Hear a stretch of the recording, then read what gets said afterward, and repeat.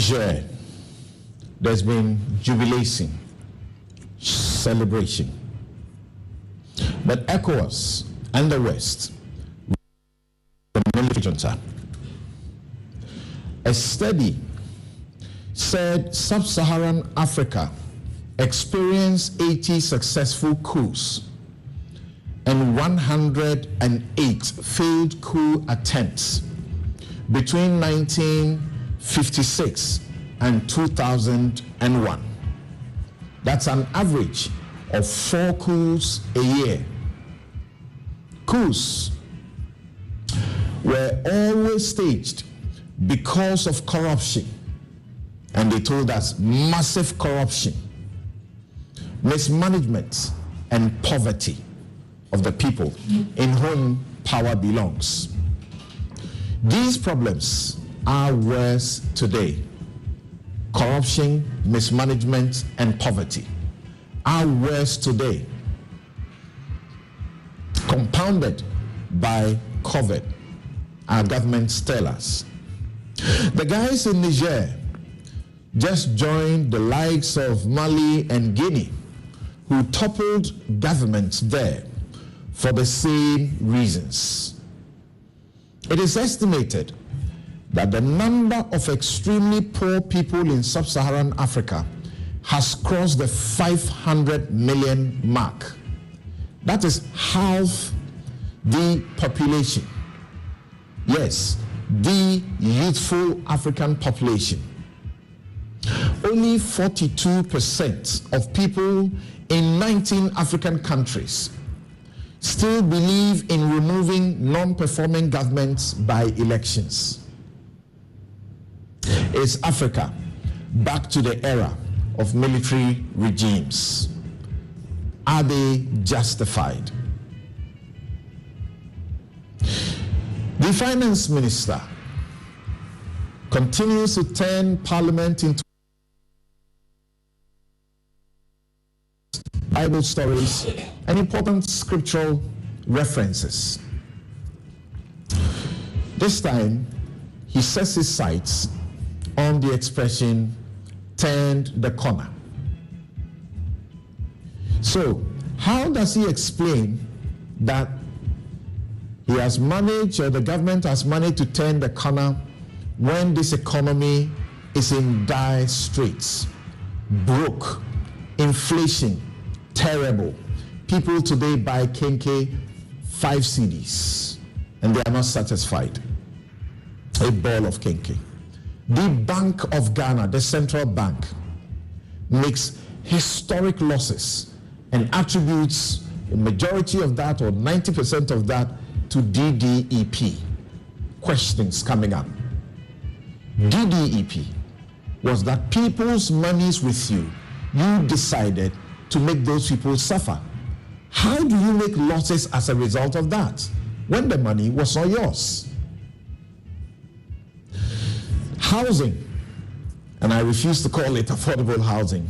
The politicians continue to say affordable housing, and we know that when they build those houses, they are the only ones who are able to afford them because they are not affordable. Once again, a government abandons or ditches an affordable housing project by one government, the Saglime program, and is beginning a new project. In all this, it's your money. How do we stop the vicious cycle? We'll be right back to deal with the Vex Matters. I'm Samson Ladi Anyanini.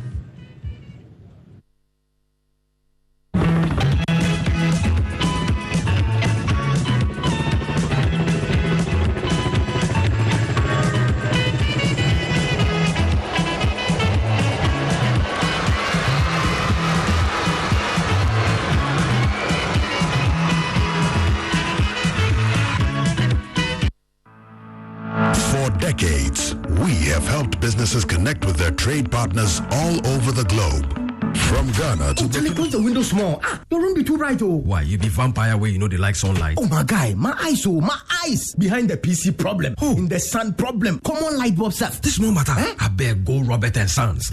Oh yeah, then my chick to him, I know correct. Cry. Where Robert and Sons sort them out sharp. Now so stylish frames in the rock. We go Robert and Sons right in. No, I was sitting inside proper. For over 25 years, Robert & Sons continues to provide specialist eye care for both adults and children. Locate us at Adabraka, Adenta, Kumasi, Usudankwa, Tema, Weja, and East Legon. Call 050-151-9111. Robert & Sons, seeing is believing. My way insurance, Bamobia, send my way, Hi, my name is Nanama McBrown, and I want to encourage you to dial *165# on MTN to join the My Way family. My Way provides you and a selected family member a cover against death. As a policyholder, you will also have a cover against total permanent disability and hospitalization should you be hospitalized for more than 2 nights. Dial *165# and join the family. Sanya My Way. Kasa no way. My Way is a product of My Life and MTN Momo. Terms and conditions apply. Since inception, almost 100% of Ashesi University students have found jobs, started businesses, or gone on to graduate school within 6 months of graduation. From Accra to Nairobi, London to New York, Ashesi graduates are noticed and they are leading successful careers. If you dream of a rewarding life and career, an Ashesi education prepares you for just that. Learn more about applying to Ashesi at www.ashesi.edu.gh.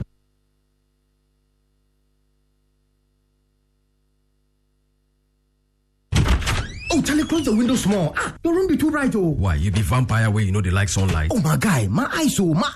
Behind the PC problem. In the sun problem. Common light bulb self. This no matter. I beg go Robert and Sons.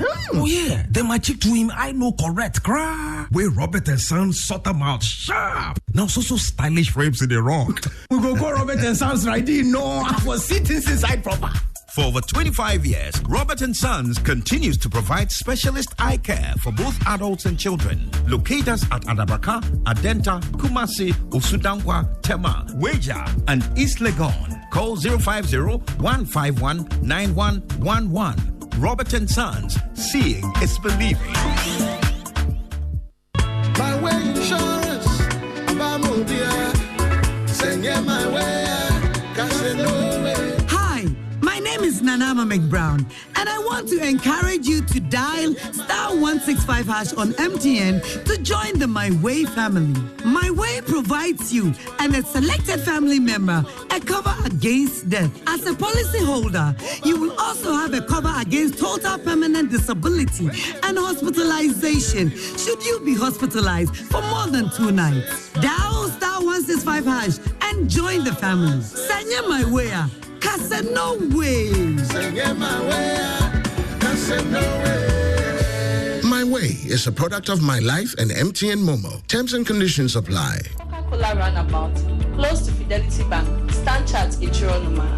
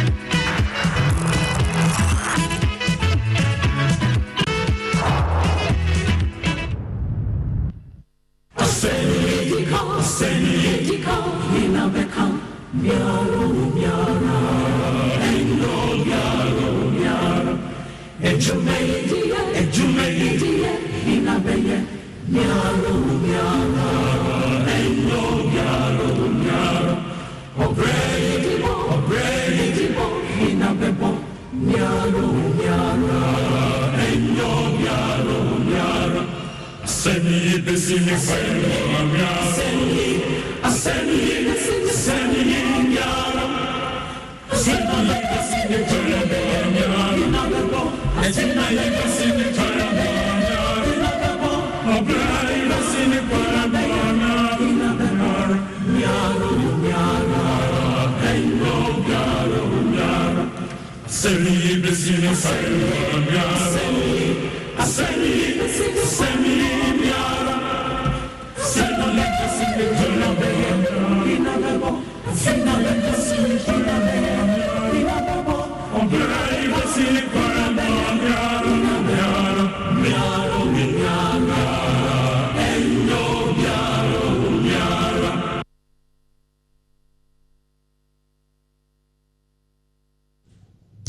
You're welcome back. This is Newsfile, your most authoritative news analysis platform. And here on Newsfile, we put Ghana first. I'm Samson Ladia Yenini, and my take is a call on you to help Shraj and the OSP fight corruption. You have a duty, according to our Constitution in Article 41, to help combat misuse and waste of public property. That's corruption. The Constitution enjoins the states to take all necessary steps to eradicate corruption. If you find the state is not doing enough, it is because you are also not doing sufficiently well. The Crusaders Against Corruption, that's a civil society organization, together with Imani Africa, Ghana Integrity Initiative, and the Ghana Anti-Corruption Coalition, have reignited the discussion and pushing for something to be done. The Citizen Movement Against Corruption, and as you have known, Occupy Ghana has also been on the subject matter of the Conduct of Public Officers Bill 2022 for a while now. That bill was introduced in Parliament many years ago, over a decade ago. In fact, you remember Emil Schott. Emil Schott, as head of Shraj, helped to ensure that the first draft, or what was turned into that draft, was made and submitted for the purposes of turning it into a law, and it is supposed to replace the very, very, very, I'll be careful the words I use, useless piece of legislation that says declare your assets, but you are declaring it in a piece of paper, put it in an envelope, and you take it to the Auditor General. The Auditor General has no right to open to check, to verify if what you have brought is an empty sheet of paper. The Auditor General has no clue what you have put in there. If you have stated that you have a house, you have 2 houses, and you are supposed to also declare your debts, the liabilities, it has no idea what you have put in there. So you could actually put in there that you own 4 houses. As we are beginning to learn that, Cecilia Dapa, there is going to be some petition to the right authorities about the properties that she holds in her name, all acquired within a certain period when she has been a public servant. And I'm not sure if they are checking with the people that they have put before the court for stealing, but they may be supplying information to people, very useful information as well, about her worth and how much she carries in millions. And we got to know that the OSP has made a significant discovery in making the searches in her property. Now, for those who are rising against the OSP for whatever reason, I have no idea why they should be, against the OSP for seeking to fight corruption. Some are suggesting that it actually doesn't have power. I don't know which law they are reading, but the OSP law is just too clear about the OSP's power to investigate corruption and corruption-related offenses. I don't know where they are reading. And those suggesting that the OSP has done something wrong and must be arrested and prosecuted. I don't know what's going on with this country. But as we know, when you fight corruption, corruption will fight you. The OSP has done absolutely nothing wrong in the process and is continuing and deserves our support so that it will get to the bottom of this matter. Our constitution is very clear that if you are a public officer and you have declared your assets, if you make further acquisitions, or if a matter occurs and you are asked, you must be able to establish that the property or the asset you have is reasonably attributable to your income. That's your salary, or if you have some, business. Reasonably attributable to your income.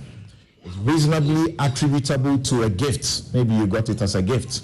And we can trace gifts to tell who gave the gift to you. It doesn't matter if it was your brother's gift in a box and your brother is dead, and your brother who is dead gave it to your mother who is also dead, who gave it to you. It doesn't matter that you think that because they are dead, there cannot be a trace. That's false. It doesn't hold. There will be a trace. So either it is reasonably attributable to your income, to a gift, to an inheritance, to a loan, or to a source that we can vouch for. So I call on all of us to support the civil society organizations, Crusaders Against Corruption. They are new on the block and they have joined this fight. The Citizens Movement Against Corruption, CMAC, Imani Center for Policy and Education, the GACC, Ghana Anti-Corruption Coalition, the Ghana Integrity Initiative, the local chapter of the Transparency International, the Occupy Ghana, and all other CSOs that are fighting for the Conduct of Public Officers Bill 2022 to be passed into law in a manner that is useful. In the military regime, in Rawlins's regime, when you declare your assets, they are published with the states, as in the assembly press. They are gazetted. So any citizen can go and pick a copy and check what you have declared. Then if you have made acquisitions that they don't find on the list, they will raise an issue. And people raised issues. And investigations were done and property confiscated. We can do better in the democracy than we are doing now. So this new bill, if it will not allow for verification of the assets so declared, and if it will not allow for publication of the assets so declared, we shouldn't have it at all. It will be as useless as the existing one. And the MPs who have been fighting against it, they need all of us as citizens to rise up and to tell them to their faces that it is how we want it that will be done. Those who are rising with petitions to various places, that is the best thing to do. I was sad last week when I spoke about the Whistleblowers Act that gives you power to blow the whistle. And people were very cynical. They couldn't trust any of the institutions listed in that act to blow the whistle to. Please, don't do that. Blow the whistle nonetheless. And the law will be used to protect you. Once you are doing the right thing, you can count on the support of the law. I say we should do this. In respect of Cecilia Dapa, let all those who know the whereabouts of her properties, beyond those we are hearing, have discovered about 4 properties, 2 different story buildings acquired within a certain period. Let all begin to blow the whistle. Inundate the offices of the OSP, the offices of SHRAJ with these whistleblowing, and let them do their work. If we don't do it, this country will remain what it is now. The corruption is very pervasive, and we're getting almost nothing despite your hard work. That's my take. Now, we'll take a quick break, return, I introduce my guest. We go to Niger, come to the Bank of Ghana and to the economy of this country, and to ask questions too about how a whopping 200 million of your money has been sunk into Saglime and it's been abandoned all this while. Just like what Kufuor did.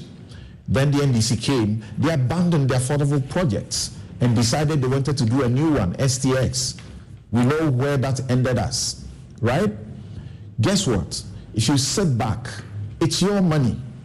It's not their money. It's not money from their pocket. And in fact, some of these projects, they do them and turn around to buy them. They're not doing it for you, in fact.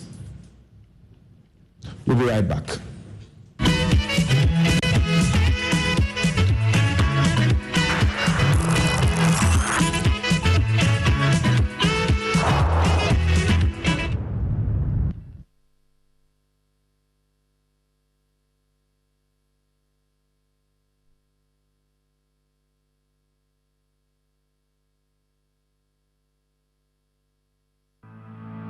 For decades, we have helped businesses connect with their trade partners all over the globe. From Ghana to Burkina Faso, Côte d'Ivoire, Benin, Togo, Senegal, China, Morocco, France, Netherlands, and many other countries. We have made it possible to bring Ghana to the world. We have brought small and medium businesses closer to their customers across the regions in Ghana with our SME support facilities. We have brought relief and smiles to the faces of families with our employee personal loans. With our cutting-edge technology and digital support, we take the burden of complex thinking off you, making life simple. That is who we are, as close as a partner. Bank of Africa. We are indeed the African bank with the global reach.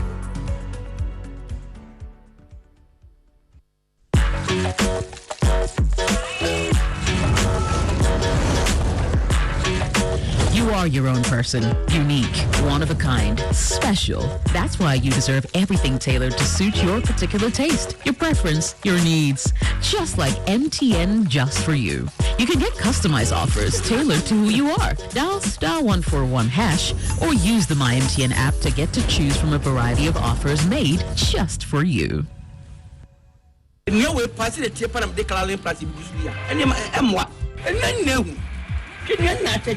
With them, they are DSU.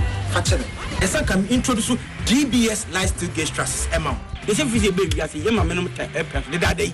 And you know, you dance. I know, crow. No, say, near Benina, and papa. So, DBS Lifestyle Guest Trust. Yet the computer not generated. Into Edna, then go to Straits. And the piece of air not guilty. They want to mean the enemy. And good answer, affable. We need to. More musicians saw that. More musicians factories. And I said, that is Biano. Me recommend DBS Trust. DBS Trust. We need to.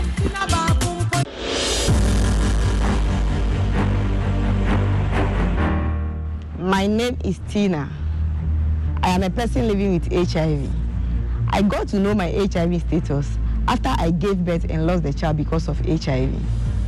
In those days, prevention of mother-to-child transmission services had low patronage due to fear and stigmatization. Today, many HIV-positive women have delivered negative children. I follow the guidelines and take my HIV medicine called ARVs every day, as prescribed by my doctor.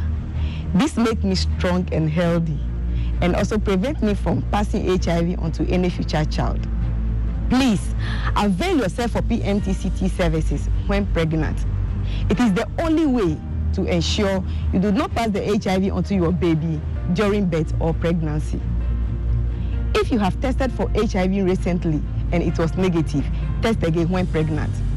If you have tested positive, go to the hospital after birth as directed by your healthcare provider.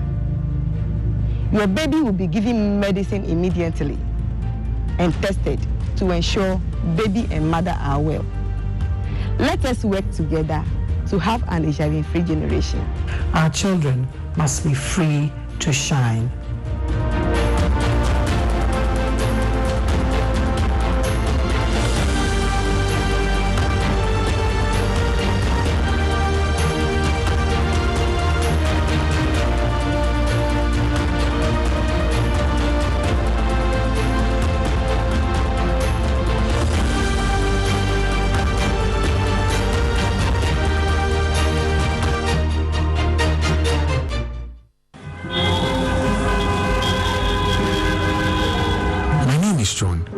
This is my long-time crush. My cookie dipped in strawberry yogurt. On this scorching hot afternoon on our way back from a long job hunt, we met this good Samaritan who offered us a ride. 6 weeks later, big night to Shania, special wedding reception for our bride and groom. And there she is, my cookie, dipped in someone else's yogurt. Don't be like John, who holds the mullah, calls the shot. Play game back games, the easiest lottery to play and win. It's 4 numbers from 0 to 9 up to 3 times daily to become one of our daily lucky winners. Dial *946# to play now. Or you can also play online at www.gamepackgames.com. Game Park is regulated by the National Lottery Authority.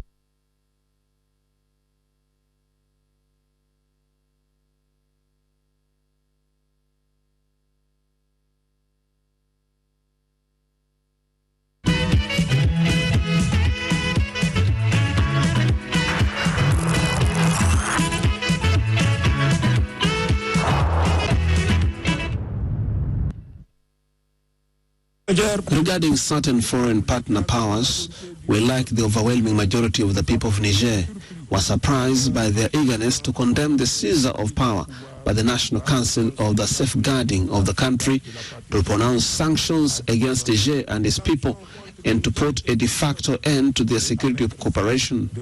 This hostile and radical attitude brings no added value neither in the resolution of the new situation born of the seizure of power by the National Council for the safeguarding of the country, nor of our hitherto common fight against terrorism. The political instability in Niger is a source of grave concern for us all. It threatens our shared vision of a peaceful, secure, and prosperous West Africa. A vision that is impossible to achieve amidst political upheavals and disruptions to constitutional order. The task of restoring democratic governance in Niger is fraught with potential hurdles and complications. However, we cannot afford to be hamstrung by these challenges. Instead, we must confront them head-on, drawing upon our shared experiences, wisdom, and the strength of our collective resolve. ECOWAS has given the junta a 1-week ultimatum to hand over or face severe consequences, including the use of force. After the 1 week, we will seek the direction of the presidents exactly what they will do. But I can say that the member states are ready. If it means using force, the member states will be ready to do that. Armed forces, I can assure you that the professionalism of the Ghana Armed Forces is par excellence, and I'm not worried at all. Not at all. I don't worry about any member of the armed forces taking up arms to say I'm going to remove a government. No, not at all. They will rather protect the will of the people. They will rather not allow anybody to cheat in an election. They will rather not allow anybody to manipulate in an election. But to take up arms to remove a government, the armed forces no, it's beyond that. Armed forces of Ghana is far beyond that.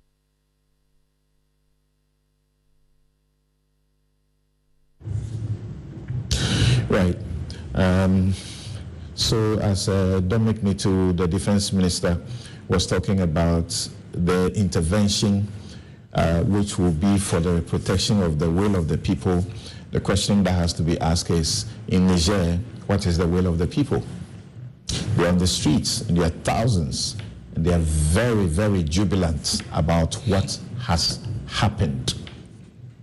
Their country is responsible, that small country, is responsible for a third or more of the illumination of France, the lights and the power that is there.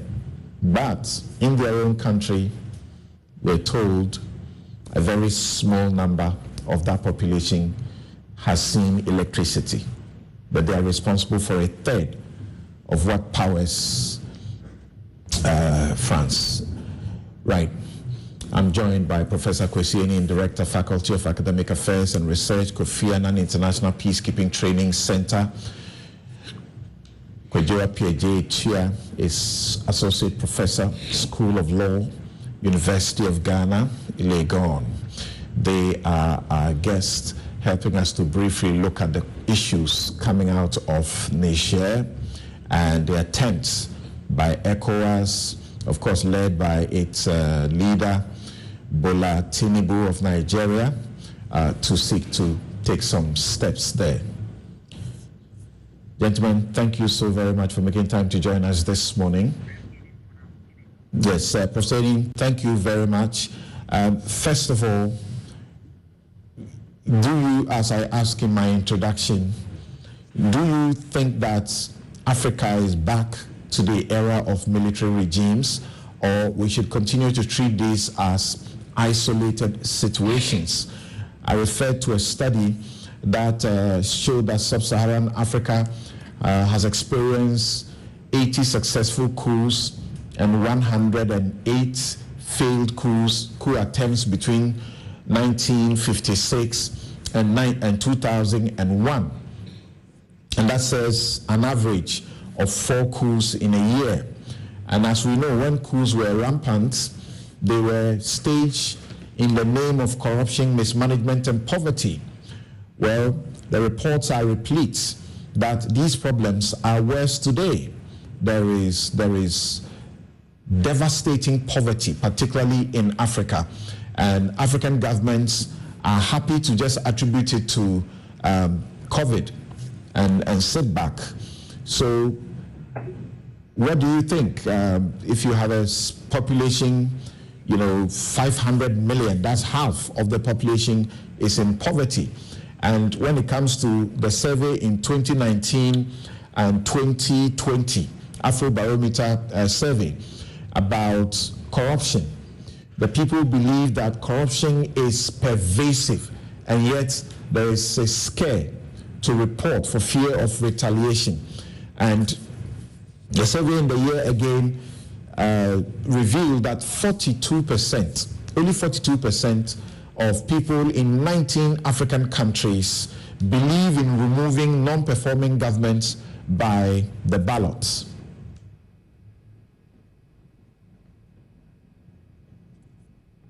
Yes. So what is that? Is this the new trend? Are we going back to military regimes because the problems or the reasons or the justifications used for these regimes are back and even worse than the days when the coups were staged? Well, Samson, thank you very much. I want to make some preparatory remarks. It is not just the Afrobarometer report that paints a disturbing picture of corruption and of general democratic reversal. If you look at the statistics or the indices from the Mo Ibrahim Index of African Governance, just published a couple of weeks ago, the 5 indices that they use: civil society, security and safety, media, freedom, anti-corruption policy, and then abuse of office. All of them as compared to the figures from 2019. 2016 have seen a dramatic, reversal, meaning that the spin-off of democratic transition and democratic growth are not as positive over the last decade as one would have wished. The cases of Guinea, Mali, Burkina Faso, Niger point to isolated cases. I don't think so. I think since my last study that drew the conclusions in 2020, September, that there would be about 5 coups or so, those projections have come true, and the conditions that led to those upheavals considerably worse than 2020. So I think it's dangerous to presuppose that these are isolated cases.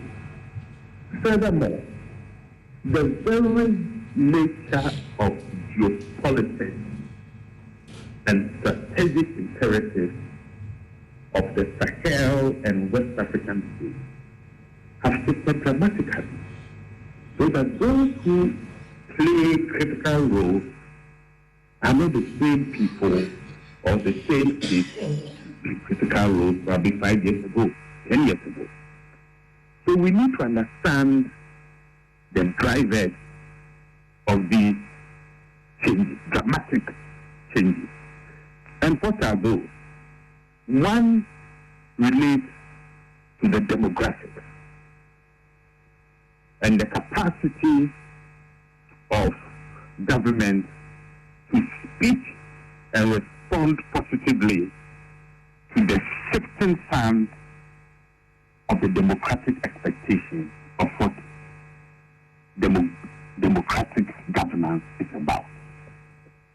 Number two relates to a very false narrative about the importance of particular states as linchpin states in the fight against terror. Now, that is a false narrative emanating from capitals in Washington, London, Paris, and elsewhere. Linchpin states are states that must first and foremost seek the welfare of their citizens. I cannot be a linchpin state in which the nature and character of the security force assistance that you provide serves only your interest. So if you look at the 6 countries that have all presented this false narrative of Niger as a linchpin state, then you ask yourself, is the fight against terror and the perception of Bazoum as a friend of the West, does it inure to the benefit of ordinary people of Niger, or Bazoum had become something like a house slave, a lackey, who dances to his master's tune without delivering public service goods to his people? Furthermore, we are seeing, as I said earlier on, a realignment of forces, friends, logistics, all sorts of things. So these are not isolated cases. People are reading into the shifts and the changes and are saying, to what extent can we exploit some of these shifts and changes to our benefit? 2 last points. Something, when I heard what had happened in Niger, I asked myself 2 very simple questions. Where will you and I be having this conversation again if and when this happens? Because there will definitely be another one. The second relates to what are the lessons that we are learning as member states of ECOWAS and the African Union in ensuring that we can proactively prevent these developments from taking place. Now, I've always argued, and that argument becomes even more important, that when you become a member of an international organization and you voluntarily sign on to binding instruments in which those organizations are incapable of eliciting compliance and behavioral change from signatory states, then those international organizations must begin to look at other instruments for engaging their member states. And you mentioned corruption. You mentioned poverty. Out of the 260 million poor people on this continent, about 200 of them are chronically poor. So the basis for the joy that we see on television depicting what is happening in Niamey is that ECOWAS and African Union should begin to design graduated and incremental responses when they see that member states are beginning to slip in terms of their upholding the rules, the norms, and the principles that they have signed on to. The NEPAD process had such a checklist, but NEPAD, for some strange reason, is not very much on the front burner, and therefore we don't really hear of NEPAD very well. If ECOWAS and the African Union continue to be reactive, then I think the efficacy of those organizations will be reduced over time. Right. Apart from situations like, Conde's situation where after having been in power for 10 years or more, sought through, engineering a constitutional amendment so that he could stay on power, for a third term. We had the Yoweri Museveni issues, Alassane Ouattara issues like that. Apart from those issues, when they keep the refrain, corruption, mismanagement, and poverty. If you check with Mamade, he said, and I want to quote him, he said that poverty and endemic corruption, these were the reasons that he gave. Poverty and endemic corruption. We had, the guy in Mali also talking about theft and bad governance. The Sudanese and Zimbabwe generals who toppled Omar al-Bashir in 2019 and Robert Mugabe in 2017 also made similar comments. So it comes down to the governance that produces, as it were, food on the table. But we know that military regimes don't provide the answers to these. So what do you think, first of all, that if the leaders are listening and there is a way out? No, there is a way out. But there are a couple of challenges to get to the way out. Now, those who take up arms against the state will always find all kinds of excuses, some of them legitimate, most of them not.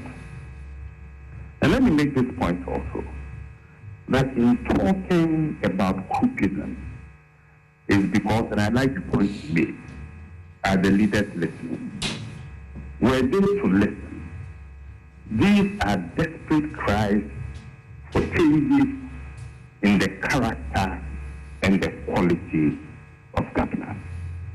Because perceptions do play a very critical role in how citizens look up to their government.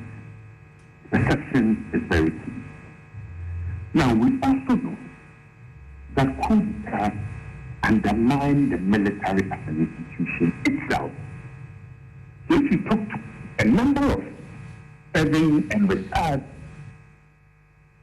men and women of armed forces, they will tell you that coups are not good for the institution itself.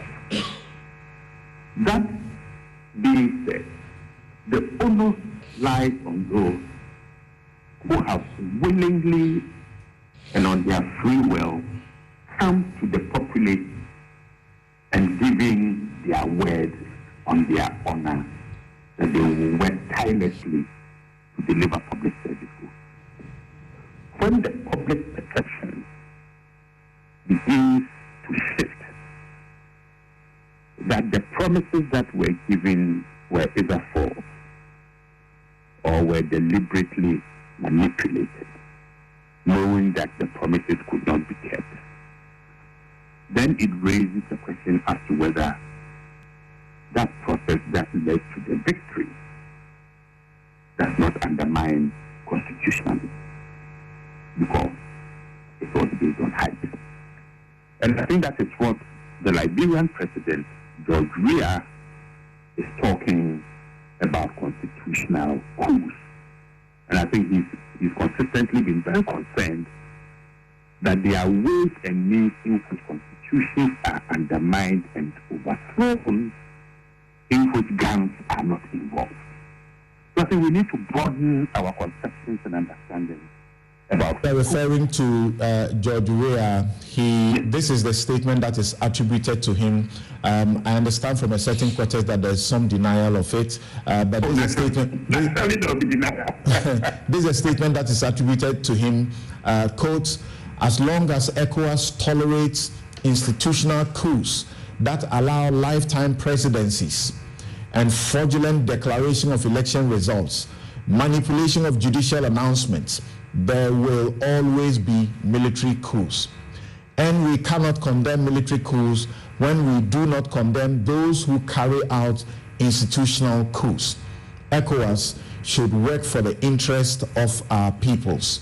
This is a statement that's attributed to him, but like I said, there is some reports that it is being denied. But now my question to you before I go to Dr. Appiagyei, Professor Appiagyei, is this: that we understand that whilst some predict and project that Africa must prepare itself for the eventuality of more coups in the coming years, it is expected that for strong or countries with strong institutions such as South Africa, Africa's most industrialized, Ghana, Botswana,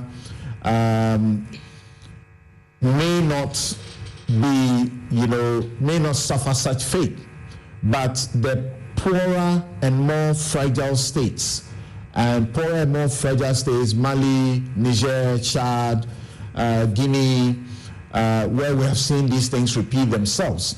15 of the 20 countries topping the 2021 Fragile States Index are in Africa, including Cameroon, Central Republic, African Republic, Somalia, South Sudan, as well as a few larger nations, we're told, like Democratic Republic of Congo, Ethiopia.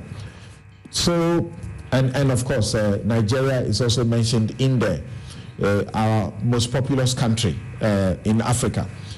So, whilst those who watch these things say we should expect that this will continue, they are careful to say that there are certain countries which are poorer and weaker which will face this, but there are other countries that have stronger institutions that will not face this. What do you say? I think there are always exceptions. So, for example, you see both Benin and Togo making fairly positive progression towards strengthening strengthening institutions, opening the space for more collaborative political engagement and activity. Then we see probably until recently the most stable West African state, Senegal, over time deteriorating to such an extent. The last week or so, the opposition party was banned, the opposition leader on trumped-up charges thrown into prison, and you begin to wonder the calculus from Macky Sall in pulling back from the brink for his third-termism and the sudden decision to clamp down on opposition politics. My argument is that the timing of Sall's behavior is closely linked to the fortunes of the Wagner Group. I will not be surprised if something happens and Sall says, look, the situations have changed, I now want to run for a second. Okay, so we need concrete, specific analysis and understandings of the actors who are involved in some of these political processes and political decisions. But even for a strong country like South Africa, we realized at a point in time that there was the state capture by the Gupta brothers. But when you have strong institutions, individuals who are members of these institutions who are willing to put their reputations and sometimes their lives on the line, then it becomes a contestation between the pecuniary interests of particular groups in these countries and then other individuals who are seeking and working for the larger good of the state. So there are always these contestations, also in Ghana, in Botswana, in Namibia. So my assessment is that while these democratic reversals will continue, you will see also a pushback from our institutions and democratic forces, insisting that governance be improved, that the quality of life be improved, that security and development must go hand in hand so that people will see the benefits of the democratic intervention. Right. So let me still have you just for a minute.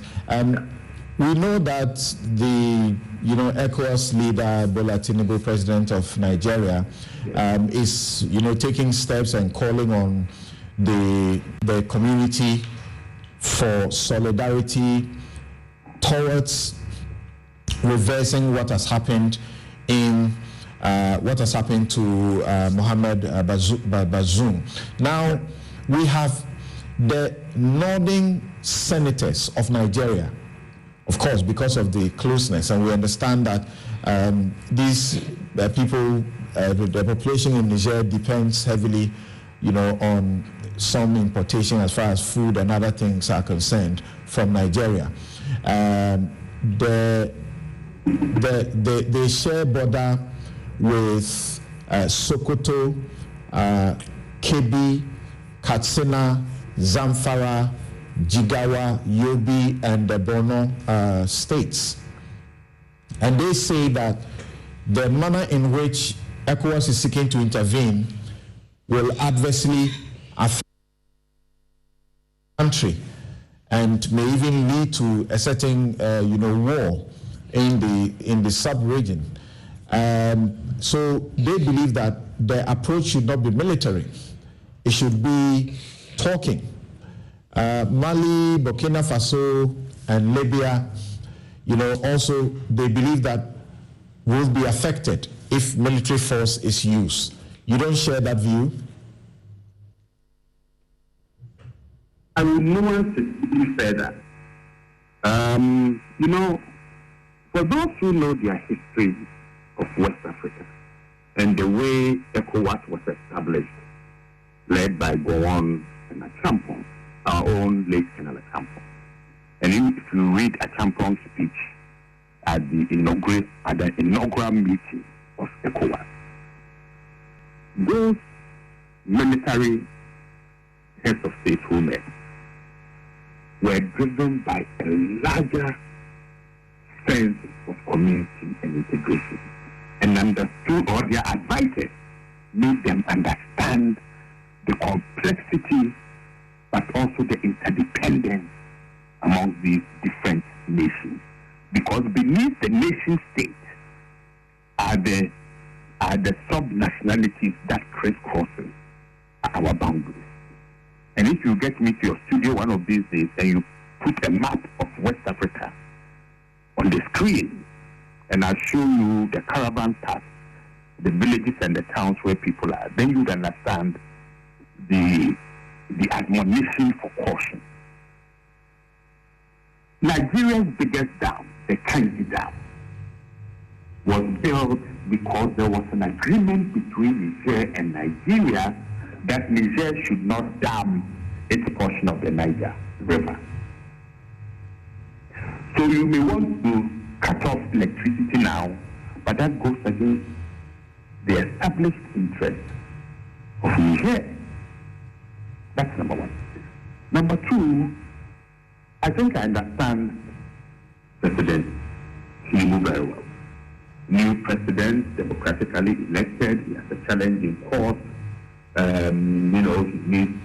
He's now the ECOWAS chair. Yeah, but Prof, he has his own problems, does he not?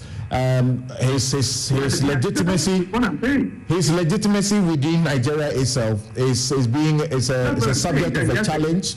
And Nigeria has also declared a state of emergency, because people are going hungry. The population is not likely to support, spending extra money for this particular purpose, and so on. Yeah, so just give me the chance to explain. That's what I'm coming to. That he has a case in court. He's a new president. He's a new chair of ECOWAS. He needs to be seen to be doing something. So he's taking into consideration his own domestic challenges. So you would notice that when the presidents met and they gave 1 week, the 1 week ends tomorrow. Now the question then becomes, when the presidents met, were their military chiefs with them? And was this conclusion based on the advice of their military chiefs? But 3 processes have already started. So ECOWAS has sent 2 missions to Niamey, to start the process of getting President Bazoum out of house arrest. That has not been successful. The president of Chad, who himself is not constitutionally elected, was also sent. So that the interventions and the actions here and now seem to be almost contradictory. And therein lies the caution and the advice. So look, based on our history of interventions and coups, then let's begin, backdoor channels in which we move from a win-lose situation to a win-win. Okay. I think that is what will happen. Okay. Let me bring on Professor Appiah now. And Prof, could it also be, as others suggest, that these African presidents, particularly in ECOWAS, who are in a hurry, to support a reversal of the situation, they are just puppets of the West, France, and we know that particularly that France will suffer because of this situation. So they are not likely to support Mali and Burkina Faso, who have, declared intention to join forces with the Niger to fight, if anything of the sort, was done. I can assure you. Yes. That more often than not, because of the nature of our politics, we tend to think, these guys, they don't know what they are doing. I just want to give you 2 examples. When ECOWAS intervened in Liberia in 1989, Florence declared, the Secretary General of the UN, that they could not consider Liberia and the ECOWAS intervention because the UN agenda was poor. Babangida and Rawlings decided that they will intervene without scarce resources. I can tell you that our military chiefs and some of the less, strident advisors of our president will ask for caution. Because the military chiefs, they know the arsenal. They know the history of France. They know the history of the U.S. The United States moved its troops out of Niger when 4 counter-terrorism experts were killed. Cameroon is in war right now. The U.S. has pulled out the support that it was giving to Cameroon. So our military chiefs, yes, they will do what is best, but they will also put on the table options in which the military option will be the very last, because they know it is their life and the life of their men and women on the line. All right, so your last word before you take leave of us. Do you sincerely believe that if Niger's junta keeps to its stance, the agenda as is being discussed now to strike will happen? No, it will not. It will not? Striking will be the absolute last, option. It has not happened anywhere there has been a military takeover. Why should it happen in Niger? Because of the geopolitics that I've been talking about, the multiple interests and the embedded interests. Let's not forget, China has put in 4.6 billion. China is building the longest pipeline, to get Niger oil to the coast. So the interests are massive, and I think a military strike may not necessarily reverse what is taking place. All right. Negotiation will take us much further, save lives and also save profit. Thank you very much, Professor Kwesieni, Director, Faculty of Academic Affairs and Research, Kofi Annan International Peacekeeping Training Center. Kujapi Egetua, Associate Professor, School of Law, University of Ghana, joins us. So, Prof, there were questions I was putting to you, but I got Professor Enin to speak about them briefly. Can you also share with us where you stand on this? Is it your thinking that the reaction of the African leaders, particularly in ECOWAS, is just to serve the purpose of the West and those other, foreign countries? Thank you very much, Captain. I think that point is very good. It's a very fair point to make, that African leaders want to serve the interests of the West, because so far we can observe the kind of rhetoric coming from these countries about the West, anti-Western sentiment. And so if you look at the landscape of Africa at the moment, we realize that we are going back into the bipolar world period, the Cold War period. And now even people are talking about a tripolar world, with the West, Russia, and China. And so countries are beginning to align themselves or realign themselves. If you look at what happened in Russia, when Russia recently called their Russia summit, you realize that a number of African countries did not take part. It is an indication of the realignment we're talking about. And so you have countries like Ghana and others that are strongly opposed to the war in Ukraine, and they are also, in this context, opposed to the coup d'etat in Niger. So as it is now, the West has already indicated, for example, the U.S., how much money they pumped into Niger and how they want to ensure that Bazoum remains in power. So you can see the geopolitics coming into play here.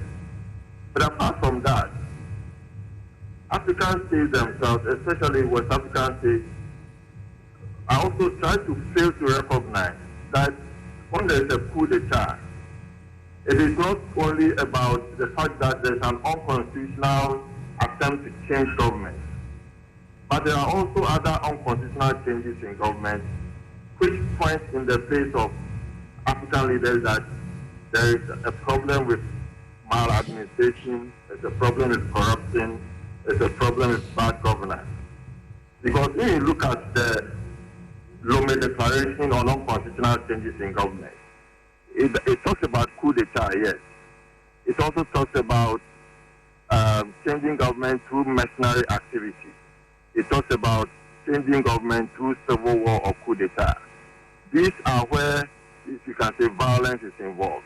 And these are where government comes to power through unconstitutional means. But there are two more. The fourth one is where a government refuses to leave office after losing elections and therefore fighting for power sharing and what have you. The other is where a government decides to change the constitution or to doctor it in order to stay in power beyond the normal 2-year term limit. And that's what we call third-termism. These are the two factors which remain, as Professor Eni was referring to, if you look at the Mo Ibrahim indices, if you look at Afrobarometer and so on, are issues that are occurring and which is creating that illiberal democratic environment in many African countries. We are sliding on the democracy scale, and that is scary because it connects to the Afrobarometer survey, which says that majority of people are willing to accept military takeovers, and this is about 56%, and the majority of these 56% are youth. So if you factor in the general democratic environment the world over, if you look at Europe, you will see far-right parties coming to power in countries that a few years ago nobody would have imagined or envisioned that a far-right party would come to power or be a kingmaker in the politics of those countries. Nationalism and patriotism or populism are also influencing the dynamics in the African context. And so I strongly agree with Professor Eni that the environment is changing in such a way that you cannot guarantee democracy at this moment. And then more coup d'etat may occur. And now in Niger, the West has come to realize that if we say that we are just abandoning Niger, then we are allowing Wagner to come in and take over. And in fact, it's true, U.S. has found a lot of money in terms of security in Niger. And so they want to protect that interest. But rightly so, China is also in Niger. They also have their interest to protect. So the geopolitics is reaping its ugly head very fast, especially in West Africa. And we need to be therefore very careful about how we tackle this issue. It is not to make a rash decision and say that we're going to Niger to overthrow the government and restore democracy. It is easier said than done. But I think African leaders would want to pander to the interests of the West and say that this is what we support this idea. We want to go in there and make a statement. If you look at the whole of changeover landscape in Africa, it is only Sierra Leone through ECOMOG and Comoros some time back that there have been military successful attempts to change government and to return the overthrown government to power through after a coup d'etat. So it is important to look at the dynamics and to adopt a more pragmatic approach that can find a solution to this coup d'etat issue which is coming up. And I can tell you more may come if we don't sit up and realize that unconstitutional change in government is not just about coming to power through unconstitutional means, but trying to stay in power and trying to foment divisional interests and so on in order to maintain power and rely on corrupt governance to stay in power. That is another recipe for more coup d'etat to come. Coups may be expected, but particularly in poorer and fragile African countries. Now, whilst the excuse, as you also reiterated, has to do with corruption, mismanagement, and poverty, that democracy is not delivering the dividends. There is also no guarantee that military regimes will deliver the dividends anyway. In any case, it's been found that in the majority, military regimes have been really bad, and democracies give us a better space to develop. Yes, the corruption is pervasive, as the Afrobarometer reports all show us. Survey in 19 countries. You and I sit in this country, and we can play the ostrich that we don't see. Of course, people will normally, when it suits them, they will say matters of courts, but we know that courts don't always exactly determine the truth.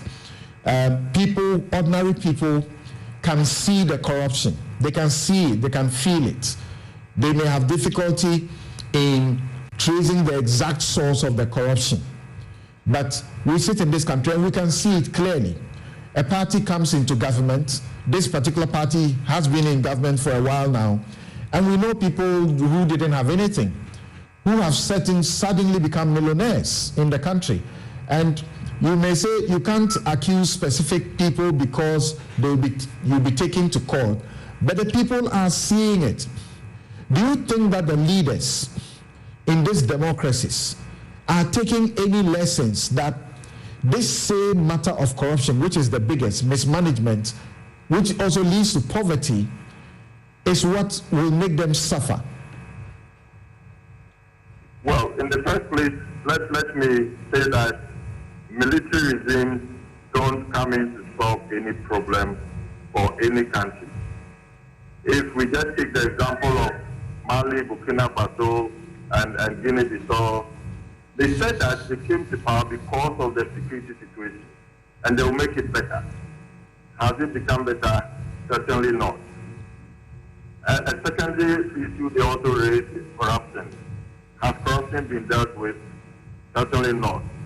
In fact, some statistics indicate that the situation, the military situation or the security situation in Burkina Faso, for example, has been made worse since the time that the military regime came to power. And so military coming to power don't necessarily solve the problem. And I think I've made the point, and I'll say it again, that sometimes a coup is necessary, but with a caveat. Where there is no means to change government, where there is high level of instability, where the country is tearing apart, a coup d'etat may be justified. But those that orchestrate the coup should not have in mind that they want to take over the regime and rule. They just want to restore democracy. So after a coup d'etat is successfully undertaken, immediately steps to be taken to return the country to democracy. And the military will go back to barracks. Well, the military is said to be an apolitical institution. Their place is the barracks, their place is security. But where we have a situation, which is also very important to note, where the military and the security forces, the role they play, when we have governments that are corrupt, when we have governments that are only interested in furthering their own interests while in power, the support they get from the military and the police is also something we need to take careful attention to. Because unless they get the support of the military and the police, they cannot stop people who want to go on demonstrations, who want to use legal and human rights-based approaches to question government and to change government.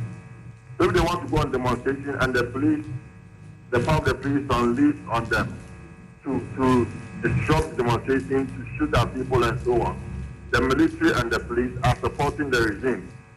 And for that matter, where some excesses are committed by these security agencies in the country, the government also keeps quiet. For me, a good example is the Asama situation, where clearly, constitutionally, on human rights grounds, the military was at fault, but the government was not ready to condemn it. And up to now, nothing has been done for the people of Asama. All right. So we need to take that into account. And then the corruption issue, we also need to consider that people, that is why Transparency International brought about this perception idea. Because it is difficult to take a corruption issue to court, especially if you apply the criminal law approach. And so increasingly, we are going by the human rights law approach, where people express themselves in a level of perception that they come out of it, should be an important indicator that corruption is a problem. And that if it is not tackled, it may lead to the consequences we are having in these countries we're talking about. The fact that a country has strong democratic credentials doesn't guarantee that there could not be a coup d'etat in such a country.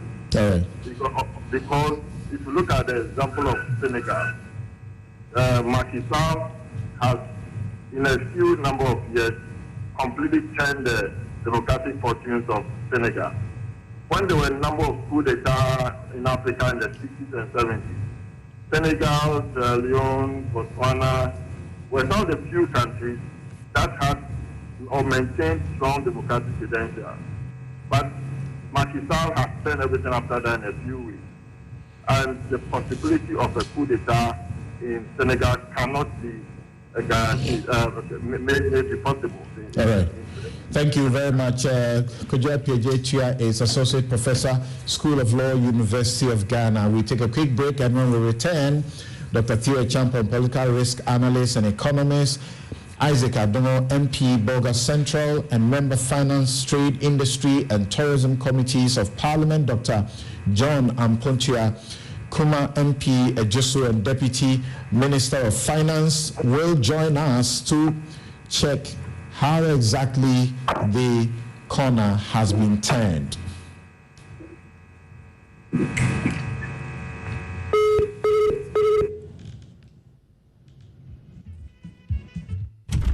Oh, Charlie, close the window small. Your room be too bright, oh. Why, you be vampire where you know they like sunlight? Oh, my guy, my eyes. Behind the PC problem. In the sun problem. Common light bulb stuff. This no matter. I beg go Robert and Sons.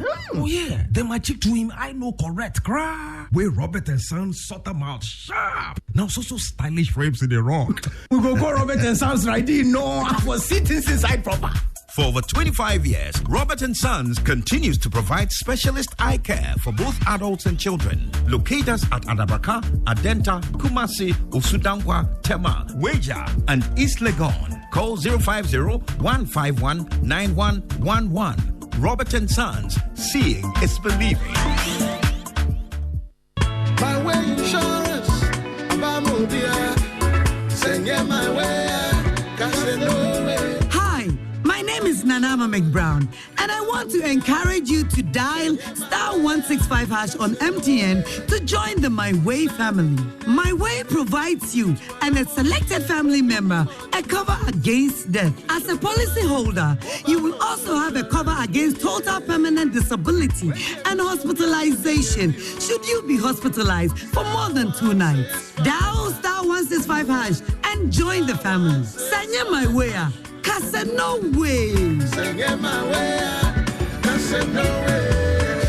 My Way is a product of My Life and MTN Momo. Terms and conditions apply.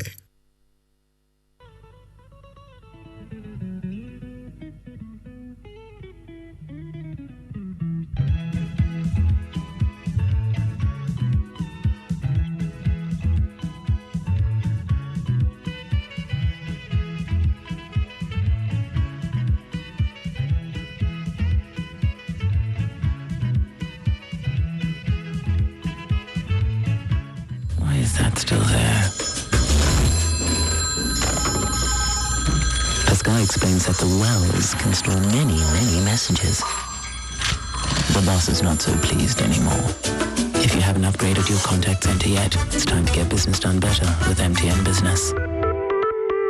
Kapenu eya enutire me tufu se abribere o padia unsa nkoto no emprelu na me kanfo SCP ama SCP ewo tema shahel e ho na factory kese no esi ɛyɛ na apɛ pavement blocks ankasa ɛna deɛ ɛdi si dan biara no ɔkɔ Shahira SCP ɛbɛma obi sɛ wopɛ sɛ wosiw dan na wopɛ sɛ wogu concrete ɛnyɛ afei akɔtɔ cement akɔpa abo akɔpa nwea wofrɛ SCP a car the concrete ya messing the with quality cement wom on ba be good kama amount so whatever afienya dodowa aflawo bon any patam ho nyinara your office I was Princess Road yani papaya restaurant in the division for SCP was 0501 672 608 and toll free number 0800 626 262.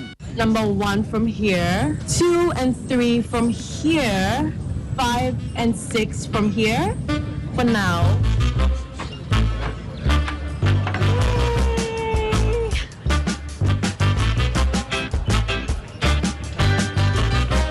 Now I have the number 7, 8, and the number 9.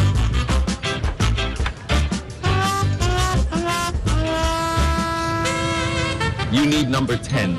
Please, I can't eat anymore. I mean, number 10, liver salt. The effective liver salt for the relief of stomach upset, heartburn, hyperacidity, and indigestion. Would you like to try number 11? What? JJ. Number 10 liver salt. Refreshing relief, fast. Manufactured and distributed by Ernest Chemists Limited. This advert is FDA approved.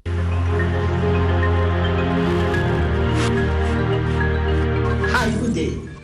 Your friend Dr. Victor Nana Dankwa, because every big Dan healthcare. A private bed and comfort hospital like catch up someone your liver and kidney related conditions. Obi one why you fatty liver. Obi one why you catch when you hydronephrosis. Obi one why you catch when you pyelonephritis, which is inflammation of the kidney. Obi one why you catch when the kidney should be a big now. Obi one why you send the creatinine and I send the JFR. And until we also how now sit me tatai. I feel don't send me an atom. Johnson now be Johnson, who was a phone be about training. Kawakuma to you. And until now, they done healthcare. Yabase, yet an alternative way so and a sound. So over Big Danka, it was serene environment with ultra modern facilities. As I was showing you there was Painters, Coca-Cola Runabout, close to Fidelity Bank, Stand Chat Ichironuma.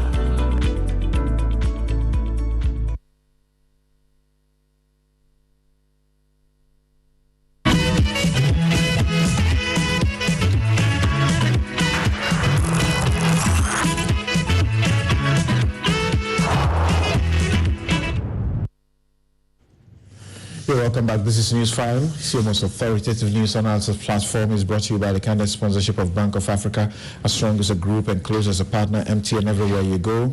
Ashesi University, educating ethical and entrepreneurial leaders for Africa. Robert & Sons Optical Services, your comprehensive eye care service provider for 31 years. Duraplus, how you get your water matters. Remember, where Duraplus goes, water flows. DBS Industries, roofing, Papa Fie. My Way, dial *165# on MTN to join My Way today. Cherry Tree Properties, we develop spaces as though we were going to occupy them ourselves. Syntex tanks, it's strong and it's tough. Flamingo Paints, simply superior. There's a couple of your messages here, and Opoku Asamoah says that coup is not good, but our leaders continually justify this act. How on earth will the government of Ghana owe vendors of SFP but receive their fat monthly salaries? For ECOWAS, the least said is better.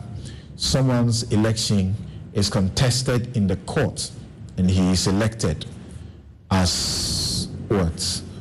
K. Amwa says, if all efforts of the teaming experts in Africa are focused on developing economies and its people, I do not doubt Africa will be the best place to live.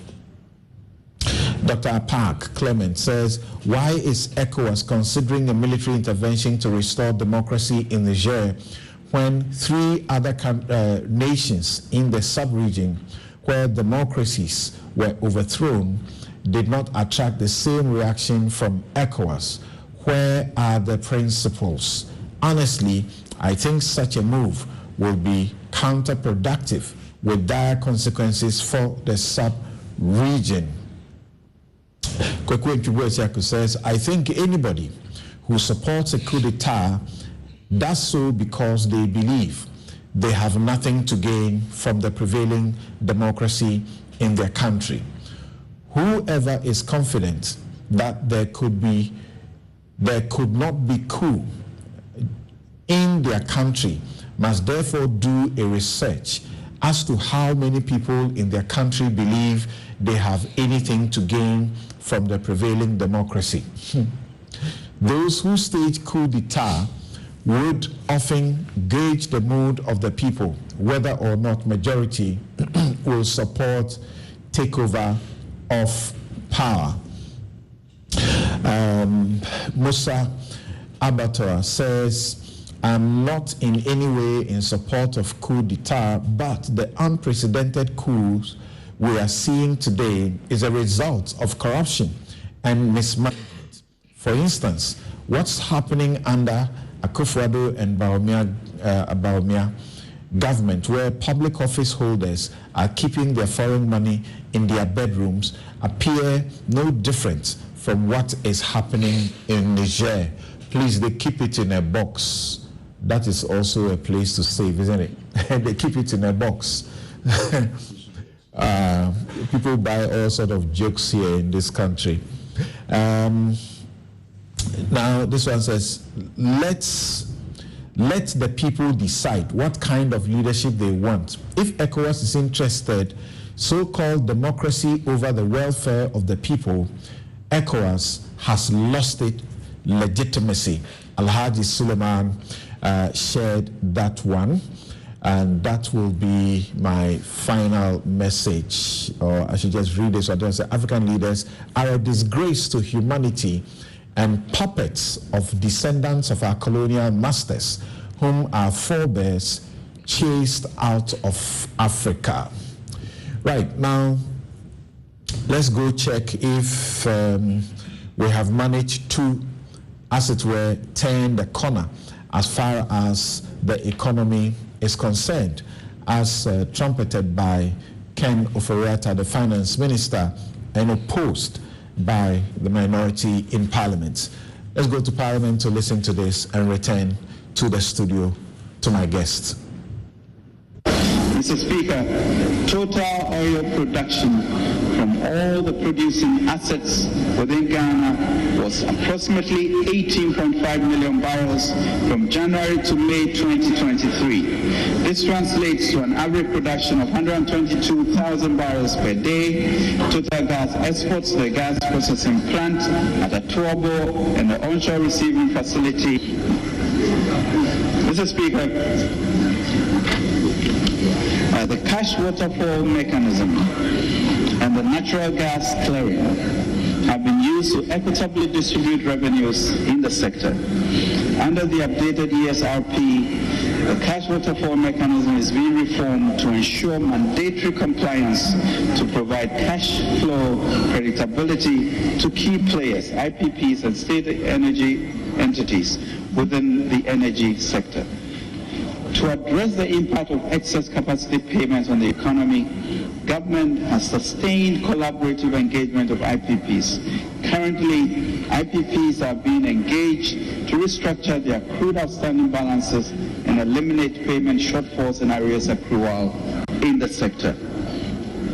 The gas sales agreement between VRA and NGAS has been renegotiated to reduce the take-or-pay commitment and other financial obligations to the state. Key revisions to the macro-fiscal target for 2023 year include: 1. Overall real GDP growth rate of 1.5% down from 2.8%. Non-oil revenue GDP growth rate of 1.5% down from 3%. End period headline inflation of 31.3% from 18.9%. Primary balance on commitment basis of a deficit of 0.5% of GDP compared to a surplus of 0.7% of GDP, aligning with IMF-supported primary balances. Gross international reserves sufficient to cover at least 0.8 months of imports of goods and service by 2023.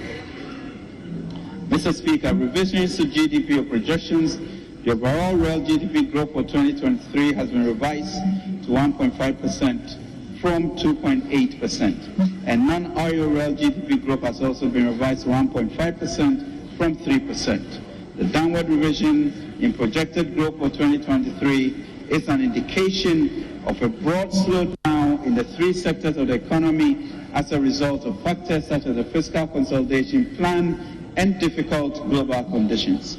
Mr. Speaker, overall GDP growth is, however, projected to rebound to 2.8%, 4.7%, and 4.9% in 2024, 25, and 26, respectively. With the economy showing signs of stabilization, government intends to pursue a growth agenda that is fully aligned with the 2028 timeline for returning to a path of sustainability.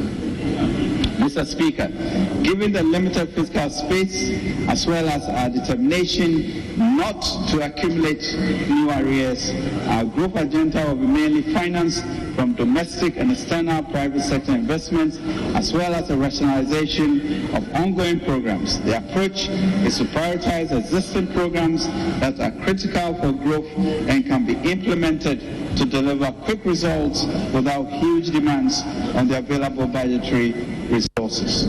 Ultimately, we will aggressively encourage the private sector under the Ghana Mutual Prosperity Dialogue framework to promote shared growth anchored on job creation, food security, exports, and import substitution. Towards this objective, government expects to finalize a growth strategy in August 2023, an enhanced growth strategy that is. Mr. Speaker, the key elements of the enhanced growth strategy include accelerating, scaling up and aggregation in agriculture and value addition for key staples such as rice, poultry, maize, soya, and tomatoes, supporting industrial parks and economic zones that promote innovation and positive spillovers and efficiency for key sectors such as the automotive, pharmaceutical, technology, textiles, and garment industry, promoting tourism to attract international and domestic tourists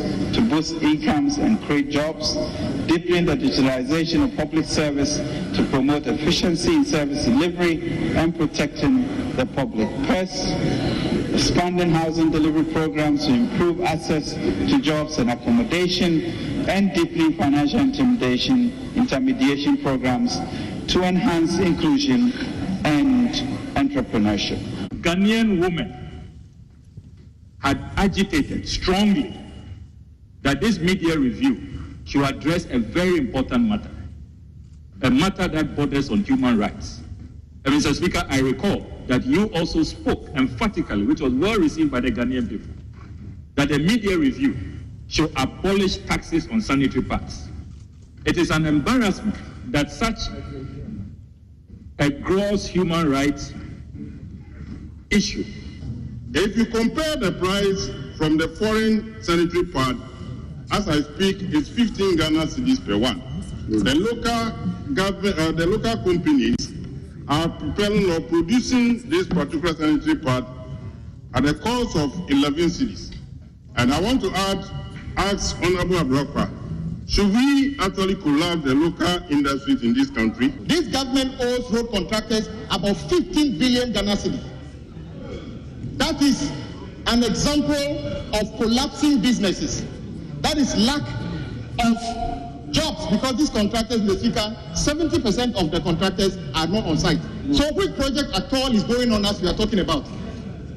We are in a terrible state. What the minister is telling us is that he should be applauded for increasing the feeding grant in terms of the nominal value from 97 pesos to 99 pesos. Mr. Speaker, the same finance minister indicated to us that inflation is at 54.1%. Mr. Speaker, let's be realistic. The students are here. who in this country today can afford to produce what the Ministry for Gender, Children and Social Protection describes as a hot, nutritious meal per day.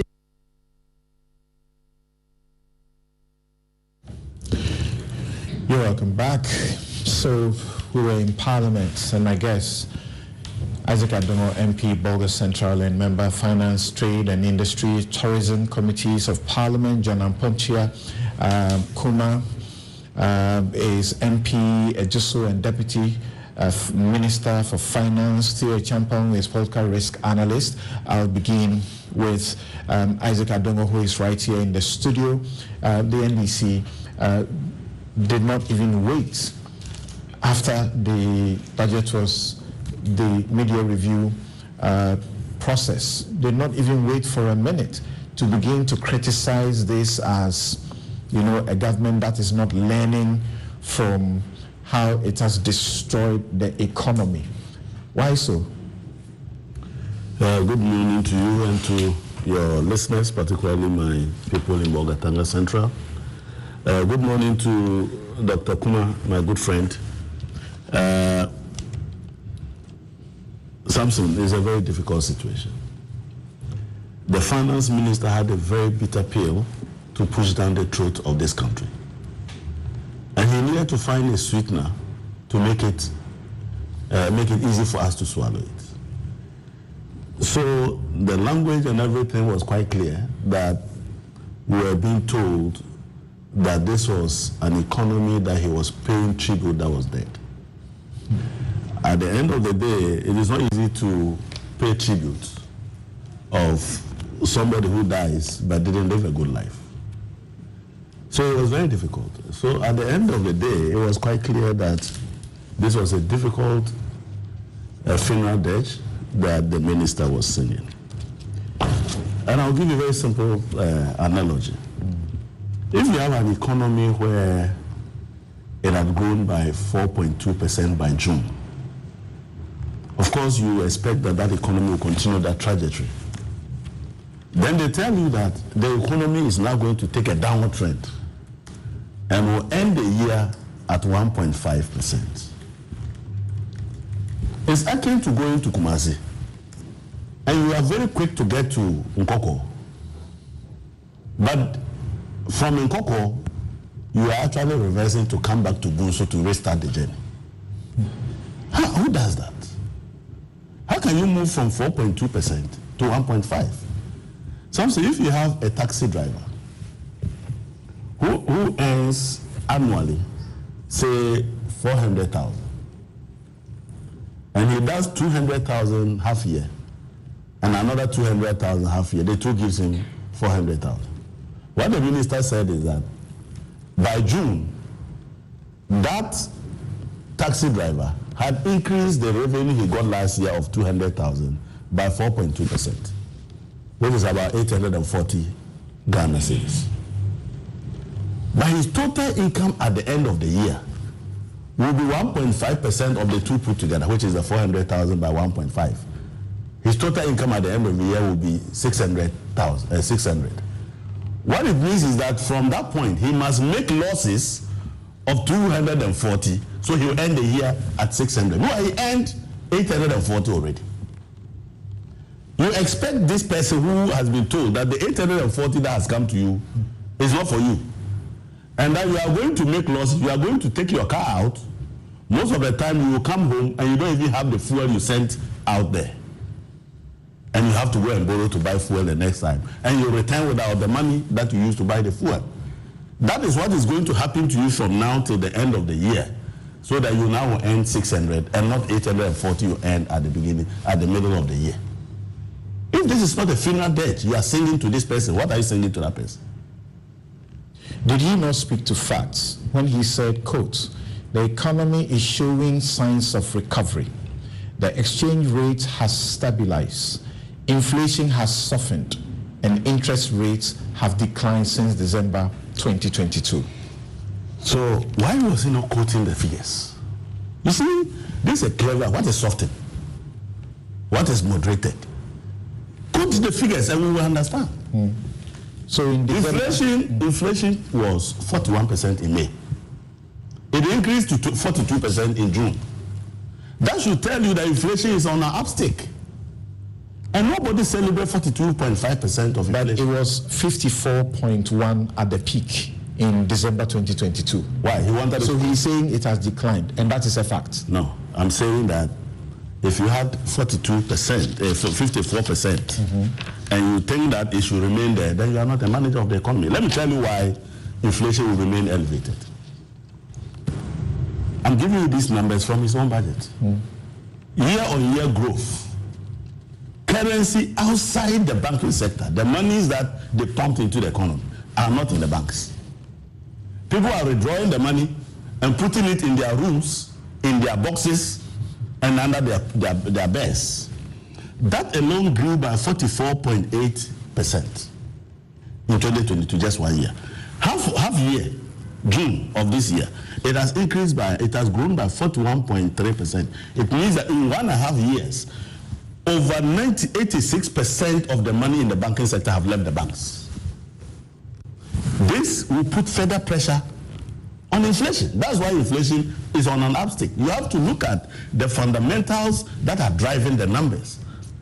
If you were giving me downward growth in these numbers, then I'm seeing that your inflation will be anchored and that you are beginning to solve the problem. But the problem still persists and it's been getting worse.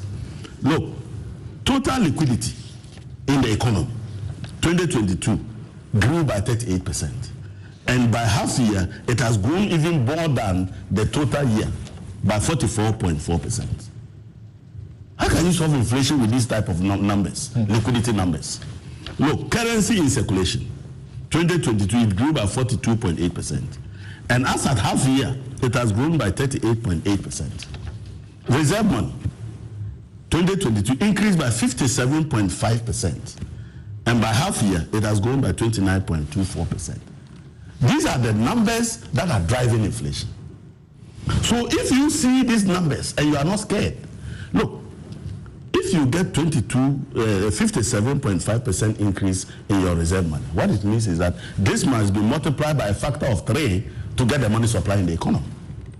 In other words, your amount of money in circulation grew by almost, your money supply increased by almost 160% in 1 year. And you need to bring those monies back in order to solve the problem of inflation. You took a chunk of that money. You said they should write it off. So how will the money come back? You took a chunk of that, 80 billion, you took it.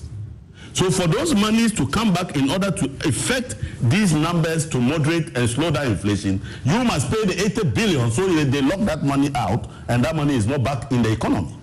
You say you can't pay, they should write it off. You said interest rates have declined. Something that is not a fact. Last year, just a few days ago, were you not in this country when the governor increased the policy rate to 30%? Is that how interest rates come down? Government itself is borrowing at almost 30% on 91-day bills. And this report is saying that the interest rates that is charged customers has increased to 35% in its own report. So how can you see the numbers and say something different? Are we not in this country when they increase the policy rate? And you know the rate at which even the government and the Bank of Ghana itself, this 35% that they are talking about is what we call the Ghana reference rates. You know, we used to have base rates. So Bank of Ghana abolished it and said it will do a Ghana reference rate so that all banks apply it. If you are using the 91-day, bill, in December, it was 36.23. Yes. As we speak, at June, it was 30. No, that's rather if you're using the 182-day bill. Right. So it was 35.48 in December. And in June, it was 21.77. That sustains, as a matter of fact, what he said. No. You see, even the Bank of Ghana lends at 30%. Okay? The Bank of Ghana itself lends at 30%. So how can you be playing gymnastics? And that is the key indicative interest rates for the economy to respond to. So if the Bank of Ghana is charging 30% only a few days ago, all your other numbers are irrelevant. The man who is driving the interest rate, the Bank of Ghana has responsibility for price development, interest rate, inflation, and depreciation of the currency. That man has come to say he will charge 30%. All other numbers don't make sense. So how can you now look us in the face and say look, you said that by the end of the year, the total reserve at the Bank of Ghana can only cover 0.8 months. 0.8 months means less than 1 month. Now that money assumes that the IMF will give us 1.2 billion and we will not use that money. If we keep that money that the IMF is going to give us and we'll get the World Bank to give us 540 million, the two together will give us about 1.74 billion. And the IMF is saying, don't throw this money into the economy. Keep it. And they are saying that if they keep that money will cover 0.8 months. In other words, you don't even have reserves. And so how can you say that less than 1 month of import cover is what turns the corner of the economy? To say we have turned the corner as far as the economy is concerned is to say that we have passed the critical point and we are starting to improve. If you look at the facts, that supports it, that we have been at a critical point. Of course, as you get up this morning and you want, kenke that may satisfy you, maybe the 5 cedis ball of kenke, unprecedented, will not be enough for you. But he's saying that it could have been worse. This is what he has managed to do. And now, because of the softening decline, we are beginning to improve. And I'm saying it's not declining.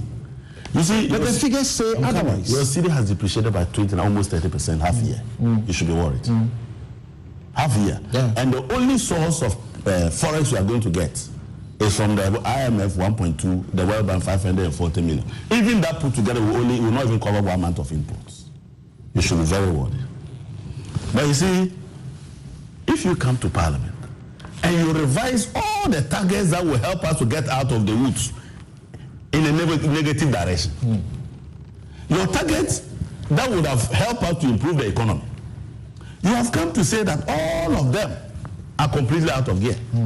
So how are you going to turn the corner if you at the beginning of the year assess the level at which you will turn the corner? And now you have come back to tell us that I can't meet any of them. All right, let me ask Dr. Theo Champon that question. So, Doc, I have read from other experts, Joe Jackson and the rest of them. They say, look, reality check. Overall GDP, we in the 2023 budget, 2.8%. The current reality is 4.2%. And the revised budget is 1.5. Inflation target was 18.9%. The reality is 42.5% as of June 2023. The revision is 31.3%. When we talk about gross international reserves, the 2023 budget, not less than 3.3 months cover. Reality check, 2.5 months cover. The revision, at least 0.8 months cover. Primary balance, commitment basis. In the 2023 budget, 0.7% surplus. Now we have 0.5% surplus, expenditure allocation and the rest of them. So everywhere, at every front, reality is pushing us to reduce what we had budgeted. How do you juxtapose that with the statement that has gained currency, turning the corner? This is what would have led you to get to a certain improved status. But what would have led you to get to a certain improved status, you are rather now reducing that. Yes, Dr. Tio Champo. Good morning. It's very easy to answer that question. In my considered view, we're still in the corner. We haven't fully turned yet. And I'll explain that with some of the indicators, right? We cannot deny that there has been some positive signs of recovery, quote unquote. And it's quite important we understand that. But the frame of reference in terms of some of these relative positive signs is just what's happening in the last couple of weeks and months. But that does not in any way indicate whatsoever that we have fully turned the corner as yet. In other words, when you look at some of the indicators that the government set for itself in the 2023 budget, which was read in November of last year, and you compare that to what the projections are for this year, clearly you see that there are issues, because if we had turned the corner, the question then would have been, why are we then revising all these macroeconomic numbers and indicators down from what we said we'll be doing ourselves? So let's start with the positives, and then we'll address the other substantive issues. Yes, if you look at GDP growth on the quarterly basis, the number that we have for the first quarter of the year is up 4.2% versus 3% of last quarter. If you look at the reserves, which is one of the big issues with CD and the depreciation, the net international reserves was 0.6 months, basically 2 weeks of import cover as of December last year. That's how dire the situation was.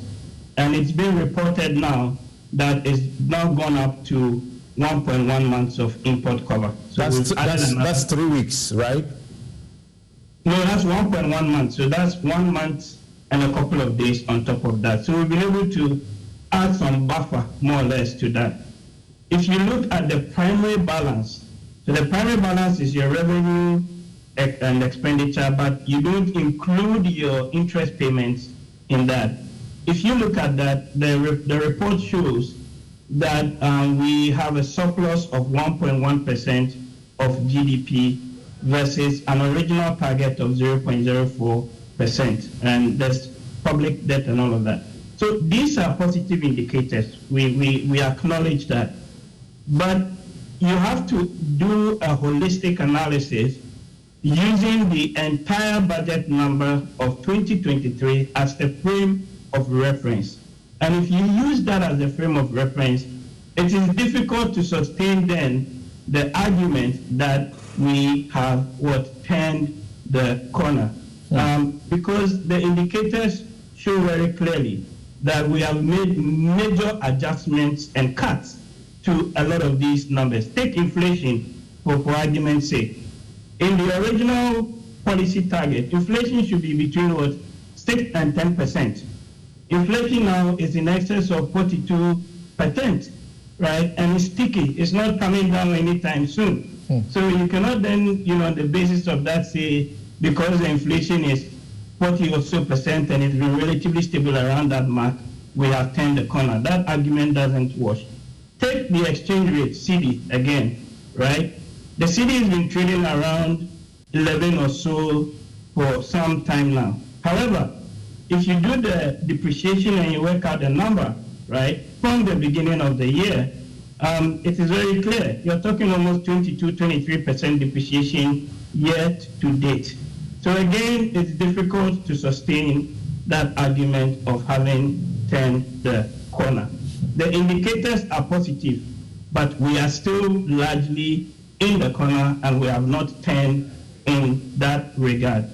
Lastly, if you look at the budget itself, the media budget that the government presented, and you look at the numbers that the government is highlighting in the media budget and what they intend to do, I find it a bit difficult to even accept some of the cuts that are being proposed.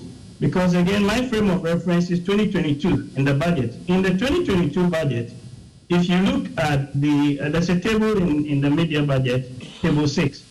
If you look at the adjustments that the government said in the media, or in the original budget, sorry, the government said that they were going to be doing a revenue of 100.5 billion Ghana cedis. So this is the budget that was read in November of 2021. Right. And they were going to be doing an expenditure of 135.6, so roughly 136 billion Ghana cedis. Right? And that then means that you had a balance or a deficit of 35 billion that had to be financed. In mid-year, they came to Parliament. So this is Russia-Ukraine happens, June, come to Parliament and say that, well, we're going to be doing now a revenue of about 97 billion and an expenditure of 134 billion, right? And that reflected a cut, particularly on the expenditure side, of going down from 27% or so of GDP to about 23% of GDP. This is all in the numbers that the government presented. Right. Table 3, Table 5, Table 6 of the mid-year budget. Now see what happens. So we get to the end of the year, and the revenue is still within the ballpark. It's about 96 billion, the provisional outcome. But what's the expenditure? The expenditure now jumps from 138 to 165 billion. And if you look at how that is going to be financed from the budget line items, the original budget that was presented in 2021 for 2022, there was not going to be any financing of the deficit from Bank of Ghana. It was zero. A lot of the deficit financing was going to come from the commercial banks and other non-banks. There was about 27 billion of deficit financing. Now watch what happens. At the end of the year in 2022, the financing now jumps from 37 billion now to 65 billion. And out of this 65 billion, 55 billion of that is financed domestically. And within this 55 billion that is financed domestically, the Bank of Ghana pushes as much as 53 billion Ghana cedis into the economy and to support the government's fiscal objectives, even against the ceilings that the Bank of Ghana Act 612 as amended by 918. And all of this money and the excess deficit spending basically ends up going to drive a large part of the inflation that we see in the latter part of the year. So when now the argument is made that, we have turned the corner, the evidence doesn't really support that case, because your frame of reference ought to be what you indicated and said in the budget, the 2022 budget, not what we are seeing in terms of the relative stability that we're seeing here. And I'm sure we'll come to the whole Bank of Ghana argument and all of that. Right. But it is very clear, at least on the surface, when you look at the data and the numbers, that we are not out of the woods yet. All right. Dr. Kumar, so, okay. So you see, the figures as have been thrown out there in the manner they have been, and like Isaac says, the minister introduces with a sweetener so that people don't exactly feel that this is how harsh the situation is. But people feel it. Like Kufuor introduced the term, it's actually in your pocket. That's how people feel it. They ask themselves, they don't have to ask really, what is the worth of my Ghana cedi? Today, if I need to make purchases, how much of it is worth what? And to think that they are dealing with a proud Ghana whose currency is now only like compared to places like, is it Zimbabwe, about two very terribly performing countries.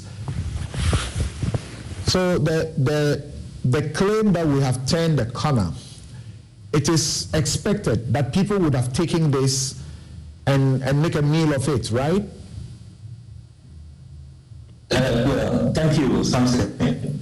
And good morning to your viewers and listeners, and good morning to Dr. Theo, and a special good morning to Honorable Adongo, my good friend. Tell him that I send him greetings from Harry Maguire, his good friend. Great. Because today he is playing the self-scoring goals. From his argument, today he's playing the Harry Maguire role. You know, he must always remember that nobody sings a fuller dead in a white cloth. This is just for laughter purposes. I see. John, say Adongo. I should say what? Adongo. Adongo. Yes. So it's Adongo. It's Adongo. Honorable Adongo. Correct. All right. So let's go. Okay. Good. So back to the issues. Let me start with the meaning of turning the corner and how it's been interpreted. Clearly, the Minister for Finance spoke with all humility, and he understands the difficult current global and domestic financial situation we find ourselves. So our choice of the phrase turning the corner is not in any way or should not in any way be interpreted to say that we are totally out of the woods or we have seen full recovery. But as you can understand from the metaphor, when you are driving and you turn the corner, it means you see your way clearer. It means that your path is rather now straight to a better destination. So let us not misinterpret the phrase when we say we have turned the corner. But clearly, all the statistics that the finance minister provided indicate that indeed it is better compared to 6 months ago. It doesn't mean we are okay now, but we see our way better now. A lot of doubts in the air have been removed, especially those who hang their hopes on getting a fund program within the shortest possible time to anchor our fiscal consolidation program, and all that has been achieved. So it is part of turning the corner. So how do you say you see your way clear now, when you have reduced when you have reduced the figures that gave you the hope? Exactly, that's what I'm coming to. So let me deal with the growth strategy, which has been revised in line with the IMF fiscal consolidation plan. I mean, clearly, even though we have achieved 4.2% in the first quarter, we have been, we have revised our growth target to 1.5 from 2.8%. But this is in line with the contractionary fiscal policy that we are required to do under the fund program.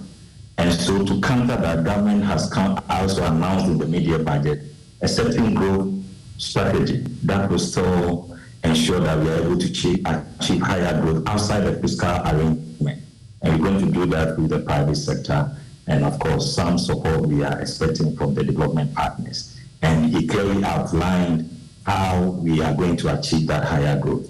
So I don't think that there should be any cause for alarm. Clearly, when the figures indicate that even though we are targeting low, the reality is that we are doing more. So there should be no cause for. How do you respond to critics who say that there had always been the issue of data credibility, with the Bank of Ghana, because it now looks like after having signed on to the IMF, we have received information that gives you the accurate situation, so that according to the 2023 International Monetary Fund Regional Economic Outlook Report, Sub-Saharan Africa, Ghana's net international reserves are expected to end 2023 at approximately 3 weeks of import cover. That is 0.8 months.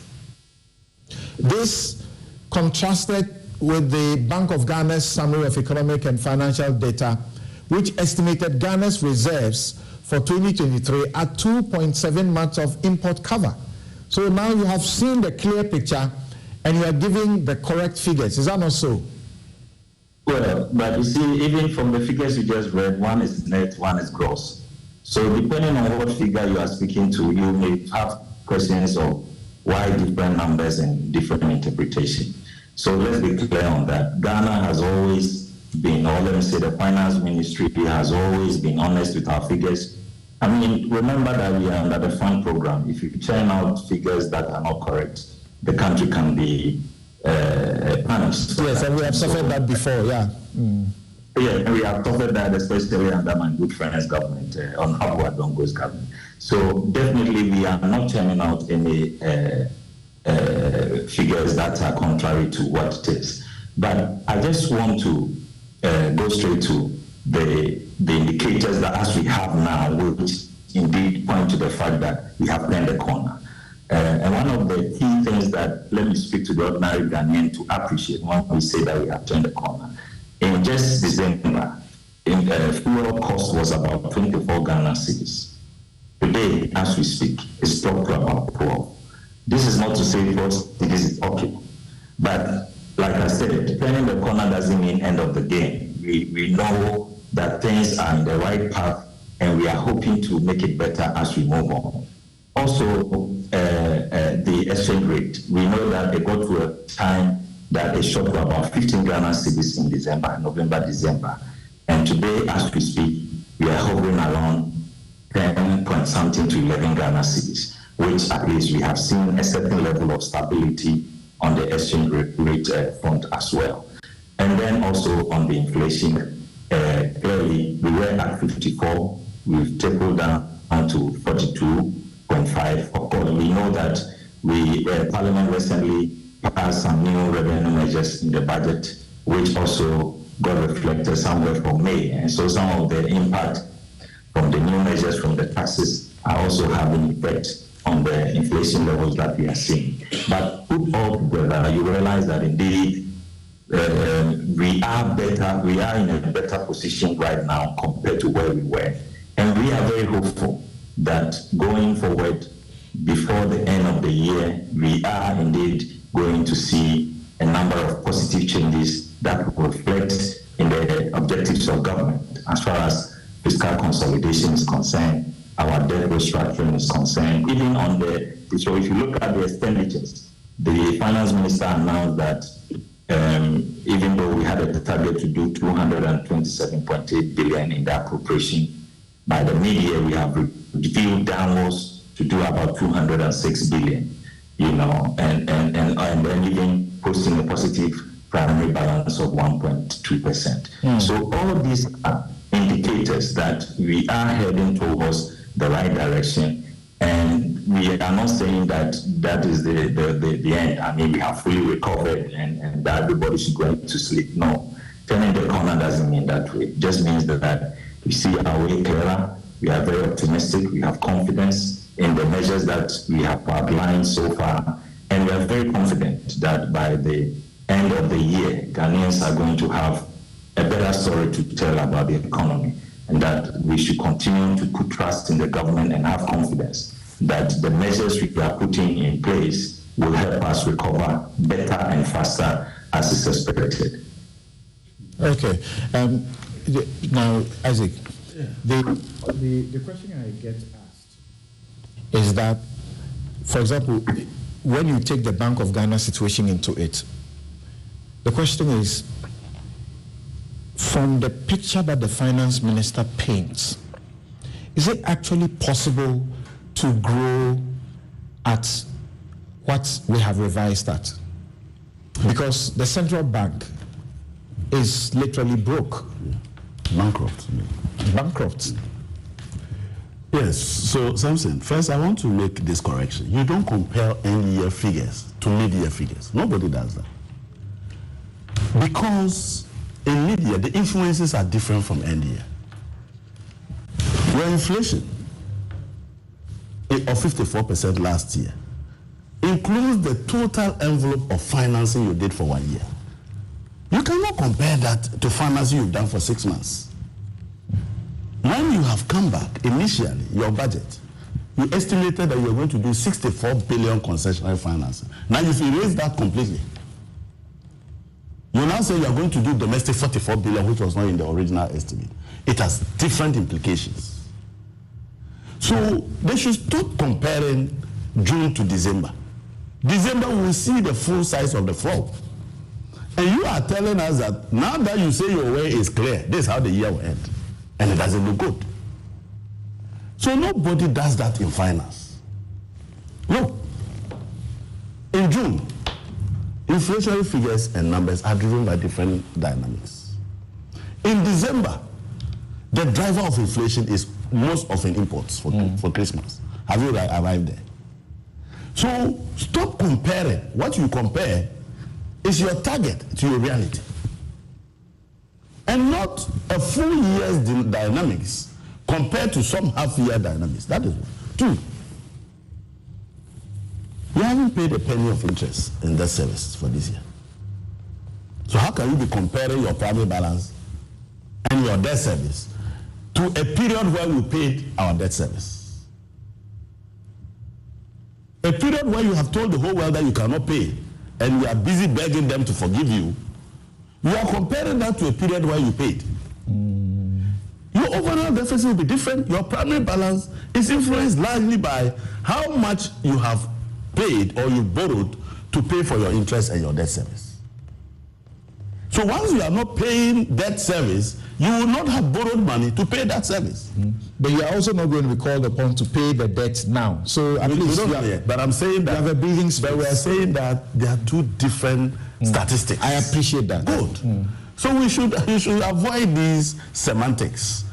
Try and put through just 30% of your debt service and let's see where you will be. So from where you sit, how do we turn the corner and bring the Bank of Ghana into the picture? Samson, you haven't even seen the tail light of the corner. That corner is far away. It's like we are here and the corner is in Boga. How can you see it? These people are just trying to use semantics so that they paint over the reality. You see, the 0.8 months is not their figure. It is an IMF figure. And I've told you the components of that 0.8. It is $1.2 billion from the IMF. We've gotten $600 million of it, which has influenced the 1.1 you put there. The other period didn't take that 600 million. You are looking for another 600 million by your first review, hoping that there will be approval in November so that you can get that figure in. And yet in your budget, your concessionary borrowing that included this figure, you have eliminated it. Which means you are not even too sure. And then 3, you are hoping that the World Bank will give you 540 million. If you put that together, that is 1.74 billion. That is the figure given to you as a target per your program. You have no way of changing that figure. You must meet it. Unless you can go and demonstrate to IMF that, look, with what we are doing, we will exceed it. Then the revision can be made, if you can prove it. So you have an economy at half year being compared to full year. For instance, if you take debt to GDP, you have an estimate of the whole year's GDP, okay? And then you put the public debt at this point in time on that whole year's GDP you have even earned. Obviously, the GDP will be bigger. Your debt will be smaller because you have incurred the other debt that you will incur to complete and deliver that GDP. So you will see a smaller debt to GDP. If you pick that and say, oh, June, I got 71, and last year, I was around 100%. Who are you deceiving? You are basically putting a smaller debt, which does not reflect the total debt that you will incur at the end of the year, over a projected bigger GDP. Certainly, the numbers will artificially show an improvement. You don't carry that one to Parliament to go and say that you have turned a corner that is still in Boga and you are sitting here. You can't even see the tail light of that corner. If you attempt to turn it now, that will be a fatal accident.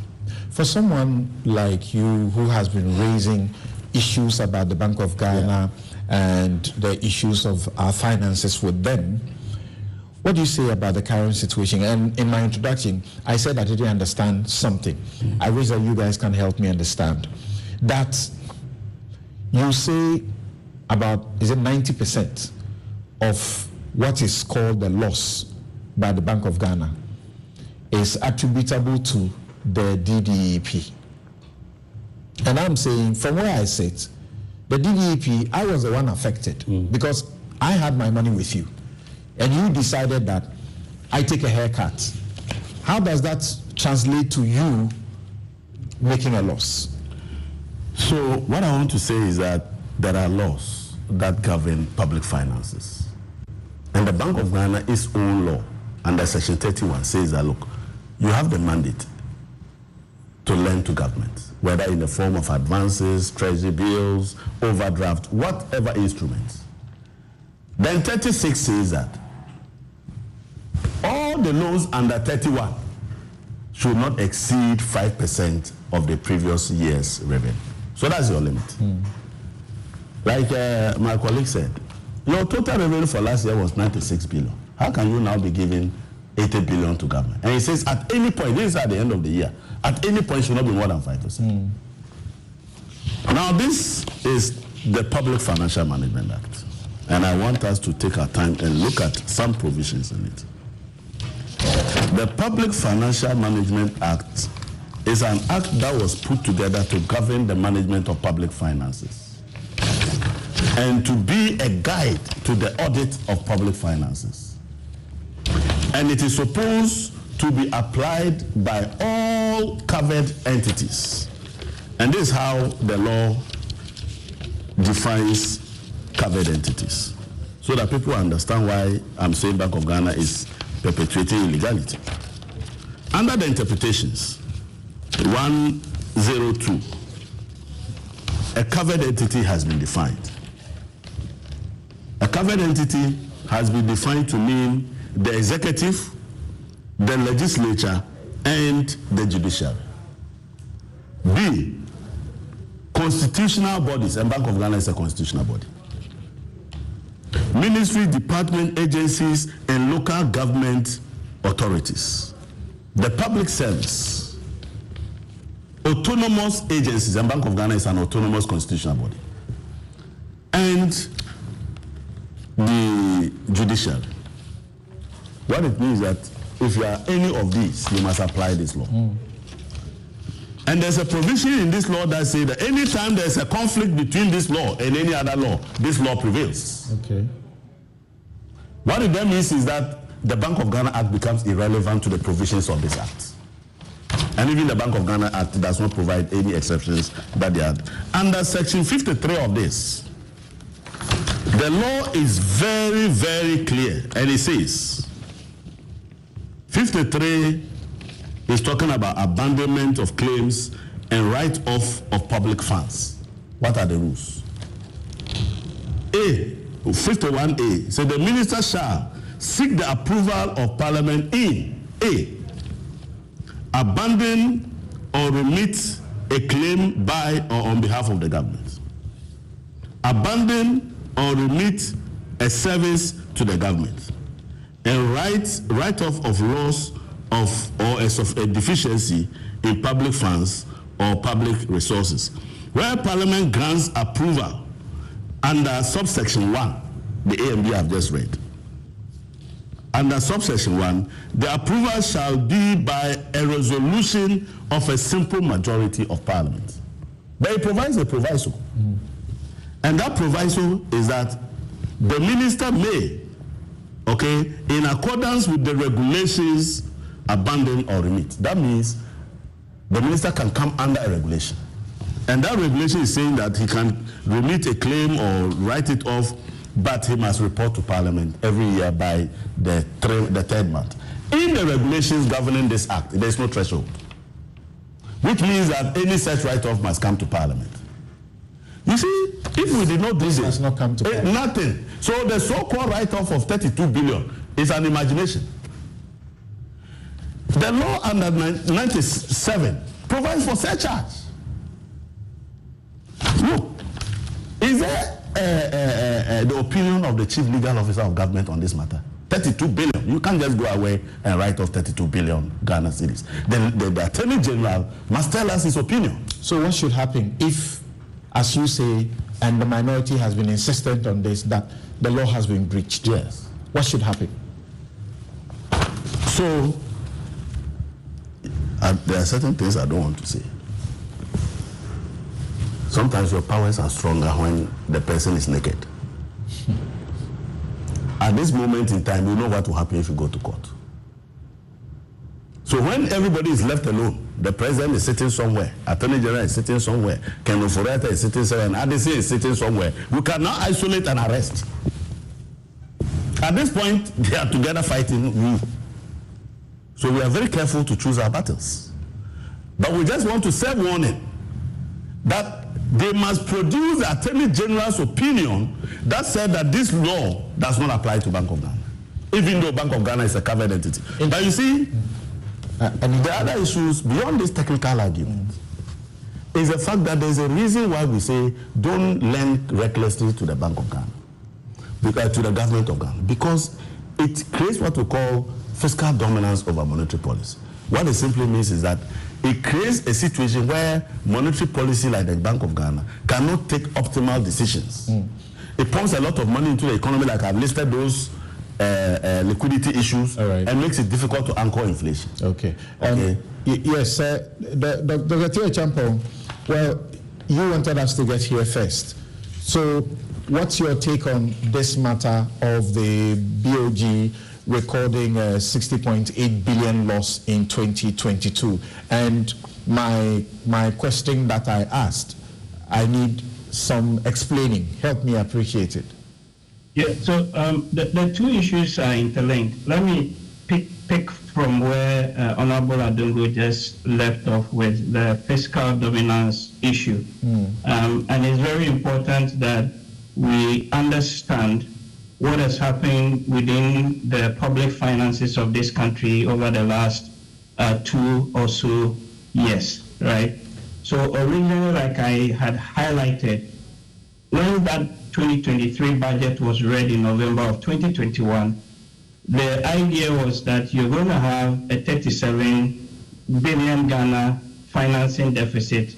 And of this 37 billion, the Bank of Ghana was not going to be involved anyway in financing that deficit. The line item there in table 6 of the media budget is zero. It's there. You can see, I think I provided some charts to your colleagues to put. Yeah, we have seen it. We have seen it. Right. Yeah. Okay. Then, even as of the mid-year when we came, the amount had moved just a little bit. So there was a 38 billion gap. Out of that 38 billion, 28 billion was coming from domestic sources. Of the 28, 8 billion was going to come from Bank of Ghana, right? Something happens from July to December that forces the bank now to lend even in excess of what the appropriations were during the mid-year budget, thereby, in my view, even breaching the provisions of the Bank of Ghana Act and the Public Financial Management Act, as Honorable Adongo and others have spoken about. So if you look at the number, 55 billion was the financing from domestic sources. And Bank of Ghana pushes or pumps in 53 billion as part of this here, right? So if you work the number out, that's over 90% of that, or as a proportion of your total financing, 85%. So 85 CDs of every 100 CDs that came in to finance the deficit in 2022 came largely from the central bank, because Ghana was locked out of the capital markets. There were the issues even with the domestic market and all of that. But it goes to the point that Honorable Adongo and others have all argued out, right? That there is an over-dominance of the fiscal side of things that in a way even pushes or compromises, in my view, the independence of the central bank. Because you look at the central bank and their core mandate is twofold in Axis 1-2. The first one says they've got to fight or address inflation, so price stability. And then the second is something related to supporting general government policy and related matters, right? Where they can give overdrafts and loans and things like that. But in the amended section 3(1)(a) of Act 612, it says that except as provided in this Constitution, the Bank of Ghana, in the performance of its function under this Act, shall not be subject to the direction or control of any person or authority. This is explicitly stated in the Act. And you look at the people that sit on the board of the central bank in section 4 of the amendments, right? From the governor, the deputy governors, all the way to the 9 other directors, these are all appointed by the president, right? So you begin to see the conundrum where the central bank is basically being used to finance the deficit and has become the piggy bank of the state, to the point that the original mandate of the central bank, which is to fight inflation, we've lost that battle, right? The policy target, they said, not me, they were going to do between 6 and 10% inflation, right? As we speak now, it's in excess of 40. Even the target now this year is not going, the provision or the forecast is that it will come down to about 30. But inflation is still sticky. So there's a mismatch between the policy making environment. It comes down to the fact that you've got, the state pretty much on the fiscal side of things dominating everything. Right. And that has led to a compromise on the central bank's, own ability to meet the core mandates of that. Right. And I think there are issues that we need to, again, for me, legally, we need to interrogate, because Honorable Adogo maybe can speak to this. If you look at Section 30 of the Act, right, again it says that you cannot borrow or lend more than 5% of the previous year's revenue. But in 36, it says that in the event of an emergency, the governor, the minister, the controller, and accountant general shall meet to decide the limit on the borrowing. That should be made by the government. And number 2, the minister shall submit a report on the issue to Parliament within 7 sitting days. Question is, did this meeting take place? Number 2, was that report ever submitted to Parliament? Same thing in the amendment of the Act. It says section 16(7) says that where the loans, advances, and purchases of treasury bill securities is 5%, so when you have hit that target of the previous year's revenue, the governor shall notify the minister, so that's the Minister of Finance, and Parliament in attainment of the limit under subsection 2, and the minister, upon notification, shall again report to Parliament on the remedial measures that are meant to be taken. This is in the Act. That's it. And all of this have not been done. Interesting. All of this have not been done. Interesting. Let's go to John. John, how do you react to this? Including what appears to be clear, if you like, breaches of the law with such impunity? Samson, thank you very much. Let me respond to some of the issues raised by both Honorable Adongo and Dr. Tio. On the issue of Honorable Adongo, he's talking about targets versus reality. And for him, anytime there is a problem between our target and our reality, we should go for reality. And if he takes that position, then he must agree with government that indeed we are turning the corner, and that the reality is that the first quarter growth of 2023 was 4.2%. So on the issues of standards of measurement that he talks about, using end of year GDP to measure the debt levels, this is not new to the way government has done accounting in Ghana. If you take all our previous budget, this has been the formula that has been used and approved by Parliament consistently. So it's not a new thing.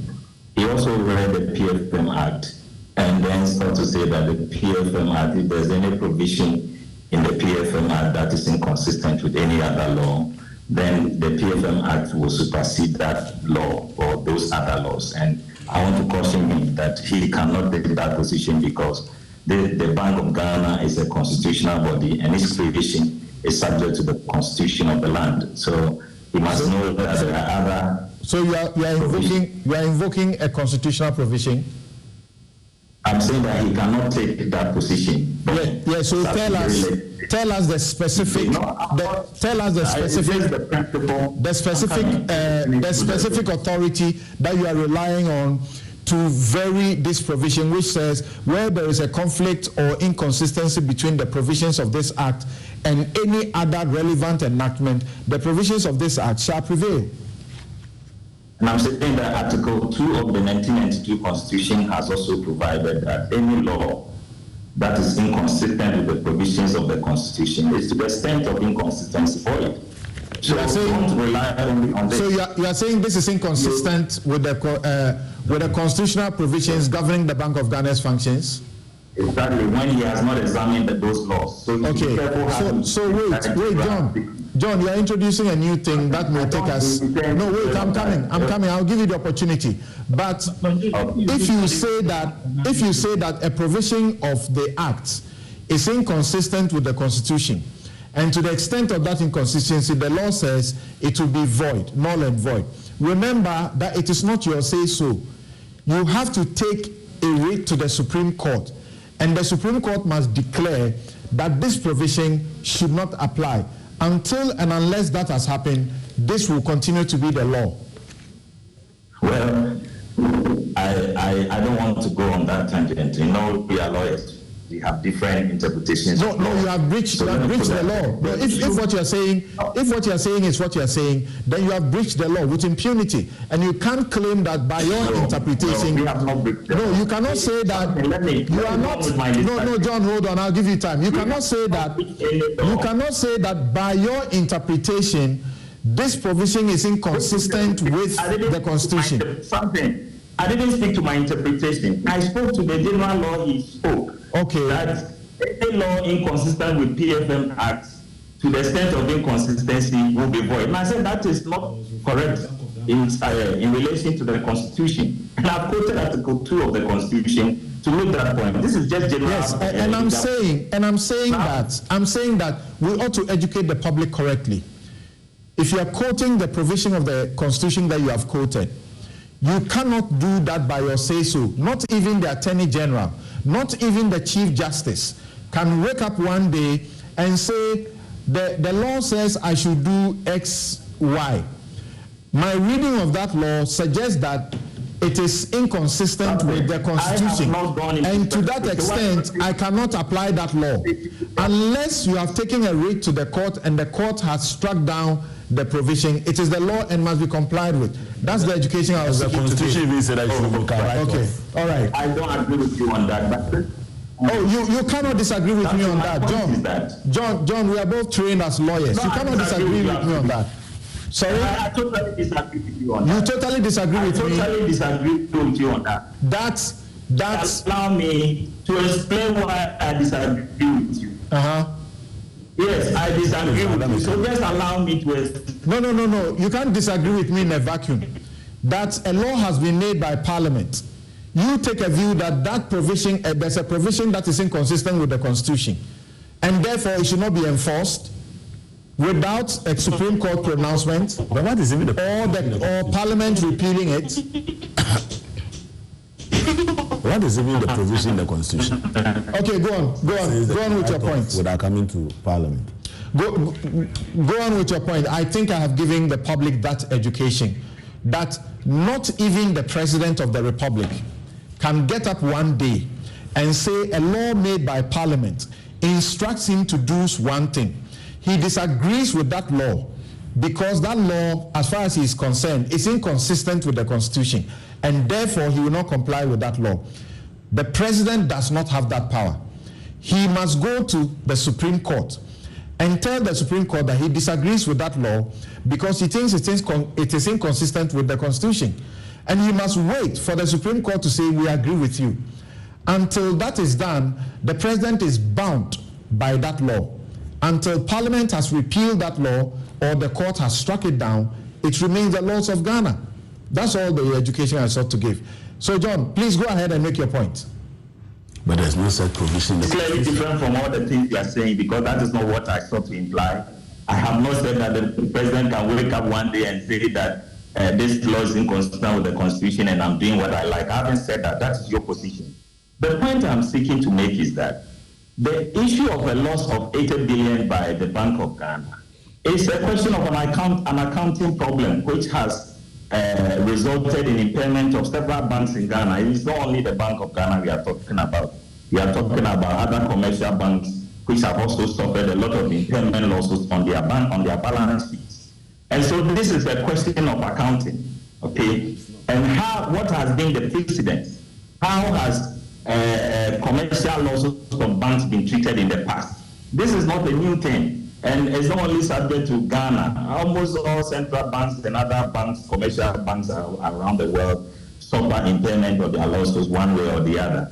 And this is in respect of the domestic debt exchange that took place in Ghana. And how is the accounting procedure done? Is it required for the Bank of Ghana to go to Parliament on an accounting procedure in writing up a debt or a loss on their balance sheet? This is subject to precedence.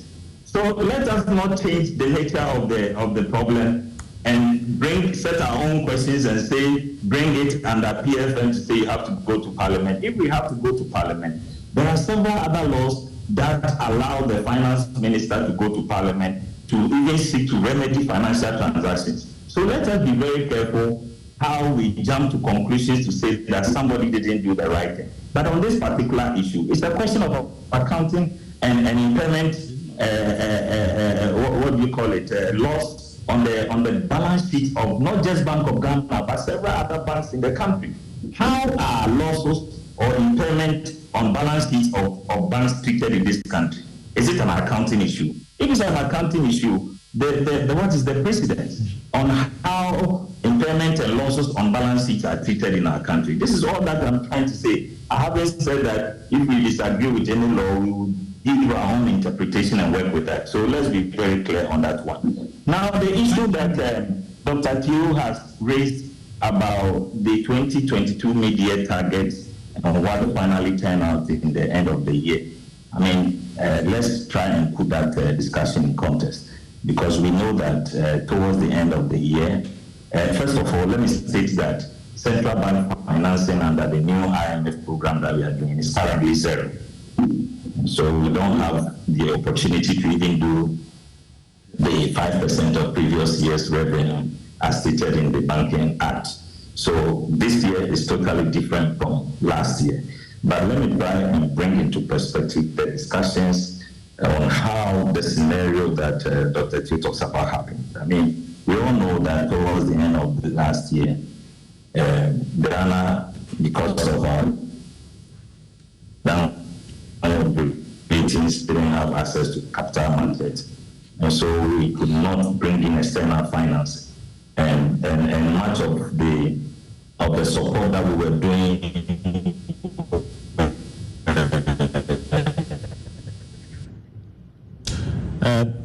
John, I'm losing you. I'm losing John. Okay, I'll take a break at this point. Awad Muhammad said, if the economy has turned a corner, then how come still goods and services are skyrocketing the prices? Today, a bag of beans in a Jura market is almost 1,100 Ghana cedis. The hardship keeps rising. Compari says the economy might not seem the way we want, but let's hope for a better future. Pray for Ghana says, unfortunately, Ghana can't seem to be anywhere near the corner. Government claiming to have turned after a whole central bank has made a staggering loss of 60 billion. Please kindly inform me when those responsible are indicted. Miktat says, what real impact have those minimal improvements on the economic figures on business and livelihood? And Keamofa, anytime politicians are explaining themselves over statements they have made, then they are either lying or trying to throw dust into the eyes of the public. Sound policies do not need multiple explanations. We'll be right back.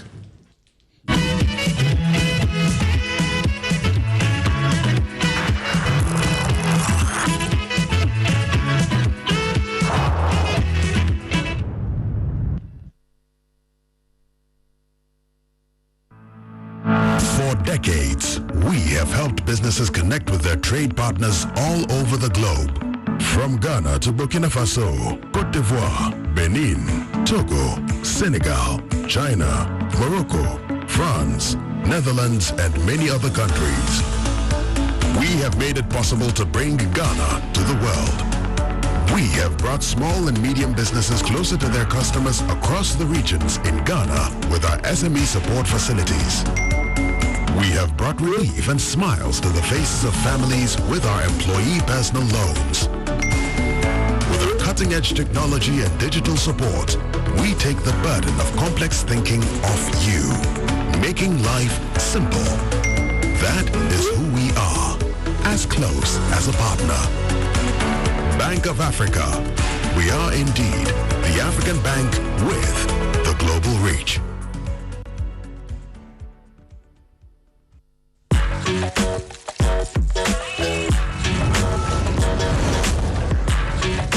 You are your own person, unique, one of a kind, special. That's why you deserve everything tailored to suit your particular taste, your preference, your needs. Just like MTN Just For You.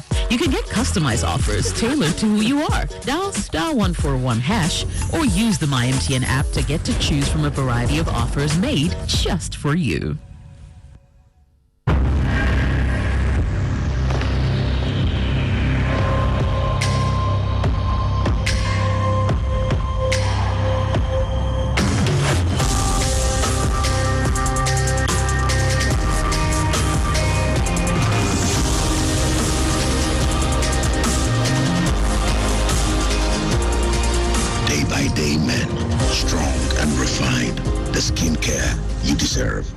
Dream.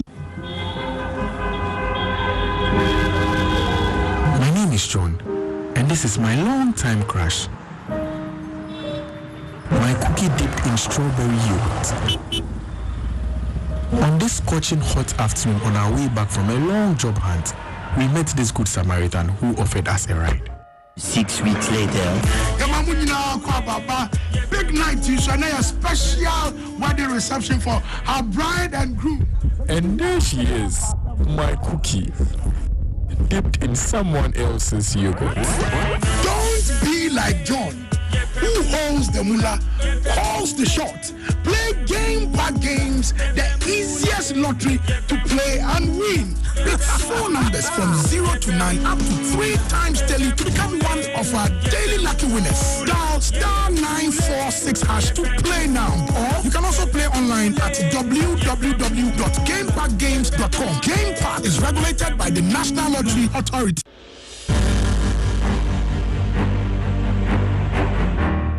My name is Tina. I am a person living with HIV. I got to know my HIV status after I gave birth and lost the child because of HIV. In those days, prevention of mother-to-child transmission services had low patronage due to fear and stigmatization. Today, many HIV-positive women have delivered negative children. I follow the guidelines and take my HIV medicine called ARVs every day, as prescribed by my doctor. This makes me strong and healthy, and also prevent me from passing HIV onto any future child. Please, avail yourself for PMTCT services when pregnant. It is the only way to ensure you do not pass the HIV onto your baby during birth or pregnancy. If you have tested for HIV recently and it was negative, test again when pregnant. If you have tested positive, go to the hospital after birth as directed by your healthcare provider. Your baby will be given medicine immediately and tested to ensure baby and mother are well. Let us work together to have an HIV-free generation. Our children must be free to shine.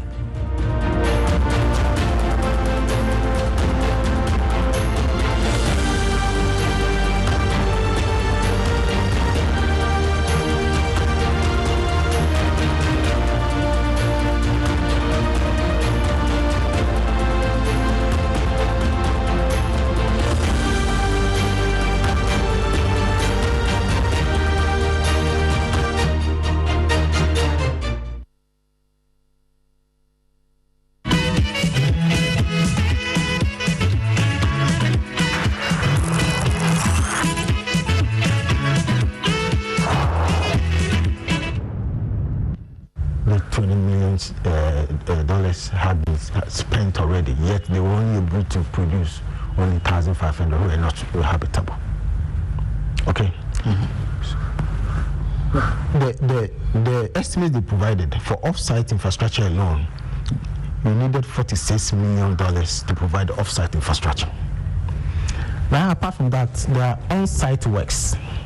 Okay, these 1,005 units that are at various stages of completion. In fact, some had deteriorated, needed to fix some of them and all that. The estimate was that from AESL, you needed almost, it was $29 million. There is a serious sewage system there that was not fixed.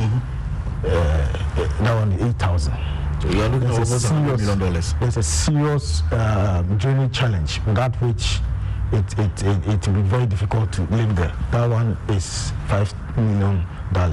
So the on-site works alone, including some amenities which will make it possible for people to live there, like school, like 1,500. If you put people there and you don't build a school, it will not make sense. Exactly. So when you put all that together, it was going to cost the state $140 million. $140 million to be able to revive the Sagleme affordable housing project. And even with that, look at the distance. It's more than 2.5 hours from Accra. Right. So I start with you, Dr. Theo Champong. Straight away, we have very limited time. So what can you say about what is going on? The government says because it will cost some $140 million to make the Sagleme housing project habitable. The project, it lacked proper feasibility studies, like you have heard the minister also suggest here. But those who did it said, we want to decongest Accra. If you are finding a new place, it must cost you money. And you do that, and then that begins to generate a place which is fertile for people to come in. So why are we suddenly saying, because it will cost this much, we won't proceed to complete the process, and we are launching a new project, 8,000 units in Greater Accra, Pokwase, and 6,000 units in Ashanti region, which project we are told is going to cost government $47 million, while the private entities will take up the rest of the cost. I don't know how much is the rest of the cost. Yes, Dr. Champo. Something, thank you. I will answer that, but I beg you just give me 1 minute just to respond to Honorable's point that he made earlier.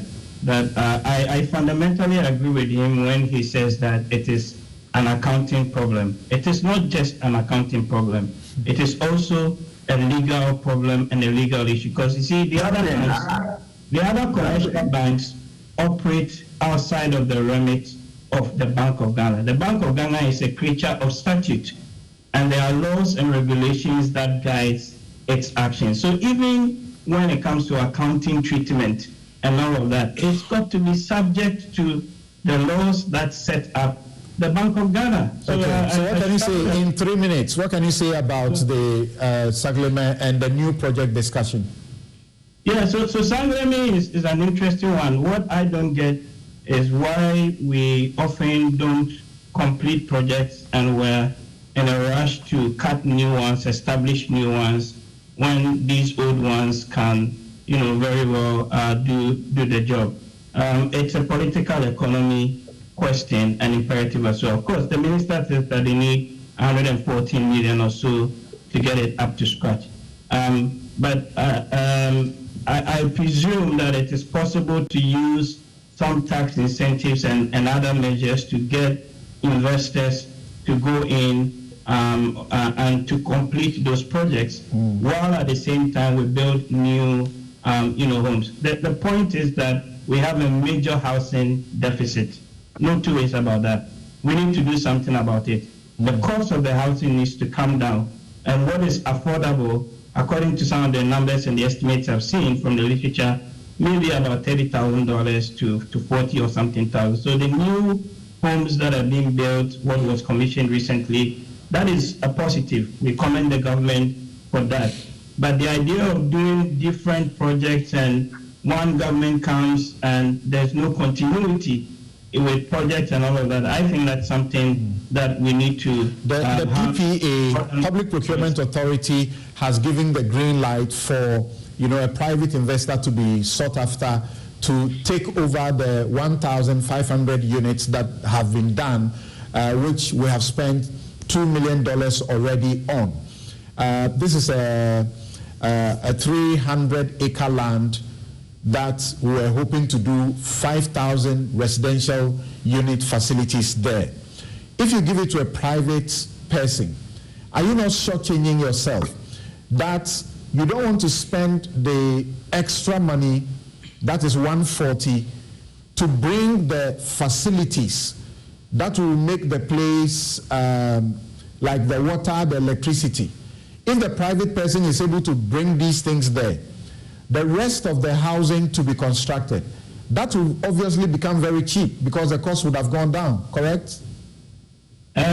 Yes, but also there's a question of innovation. So what does the private sector bring that the government does not bring in terms of technology, the financing?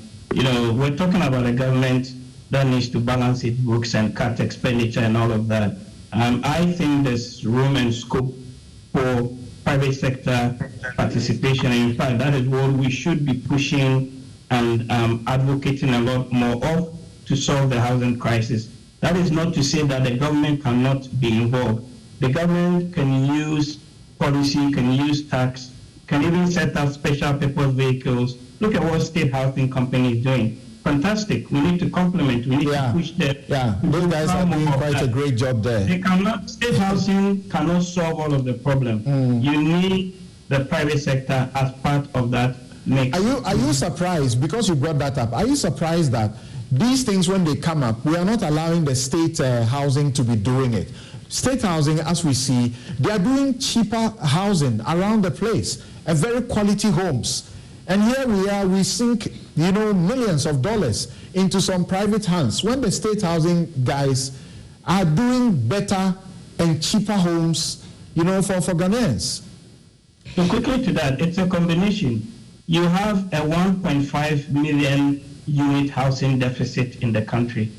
There is no way in the next 10 years that state housing can accomplish all of that, even if we decided to build, 100,000 units every year. So definitely you need the private sector in that. It's a question of what incentives do we give? One, how do we ensure that the private sector guys are building quality homes? So it's the issue of supervision, the issue of regulation, all of those things come into play. All right, thank you very much. Yes, Isaac, now it's surprising. People feel this thing, and I feel it as a citizen, that, like I mentioned in my introduction, Kufuor started affordable housing unit, NDC came, then there was initial abandonment, whatever the justification that may come.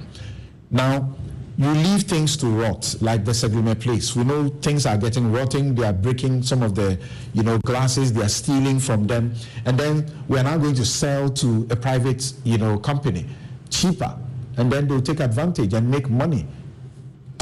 Yes, Samson, I agree, but briefly let me do this. I want Kuma to know that there's a difference between write-off and impairment.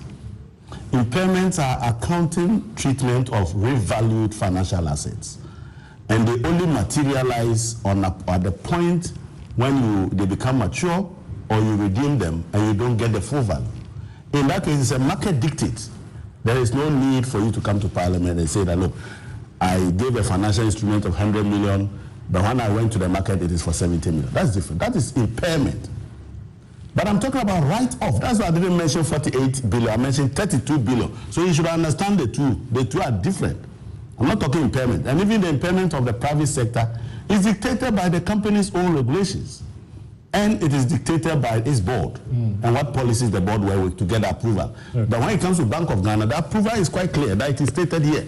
Okay. And you need that approval. So that's what I was saying. There's a statement under the hand of Phyllis Kwachi Ofosu on this development. It says, in a bid to justify the abandonment of some projects bequeathed President Akufo-Addo by President Mahama, MPP supporters have resorted to claims that the latter abandoned affordable housing project started by President Akufo. Fact, please. It says the pictures, then he gives some pictures, belie these claims. These pictures were taken on the 22nd of July 2016, and we may show them to you briefly. And they showed the progress of work on 1,478 housing units at Boteman after they were handed over to Straits for completion. So that's what the NDC did. President Akufo started a total of 4,720 affordable housing units in 2006.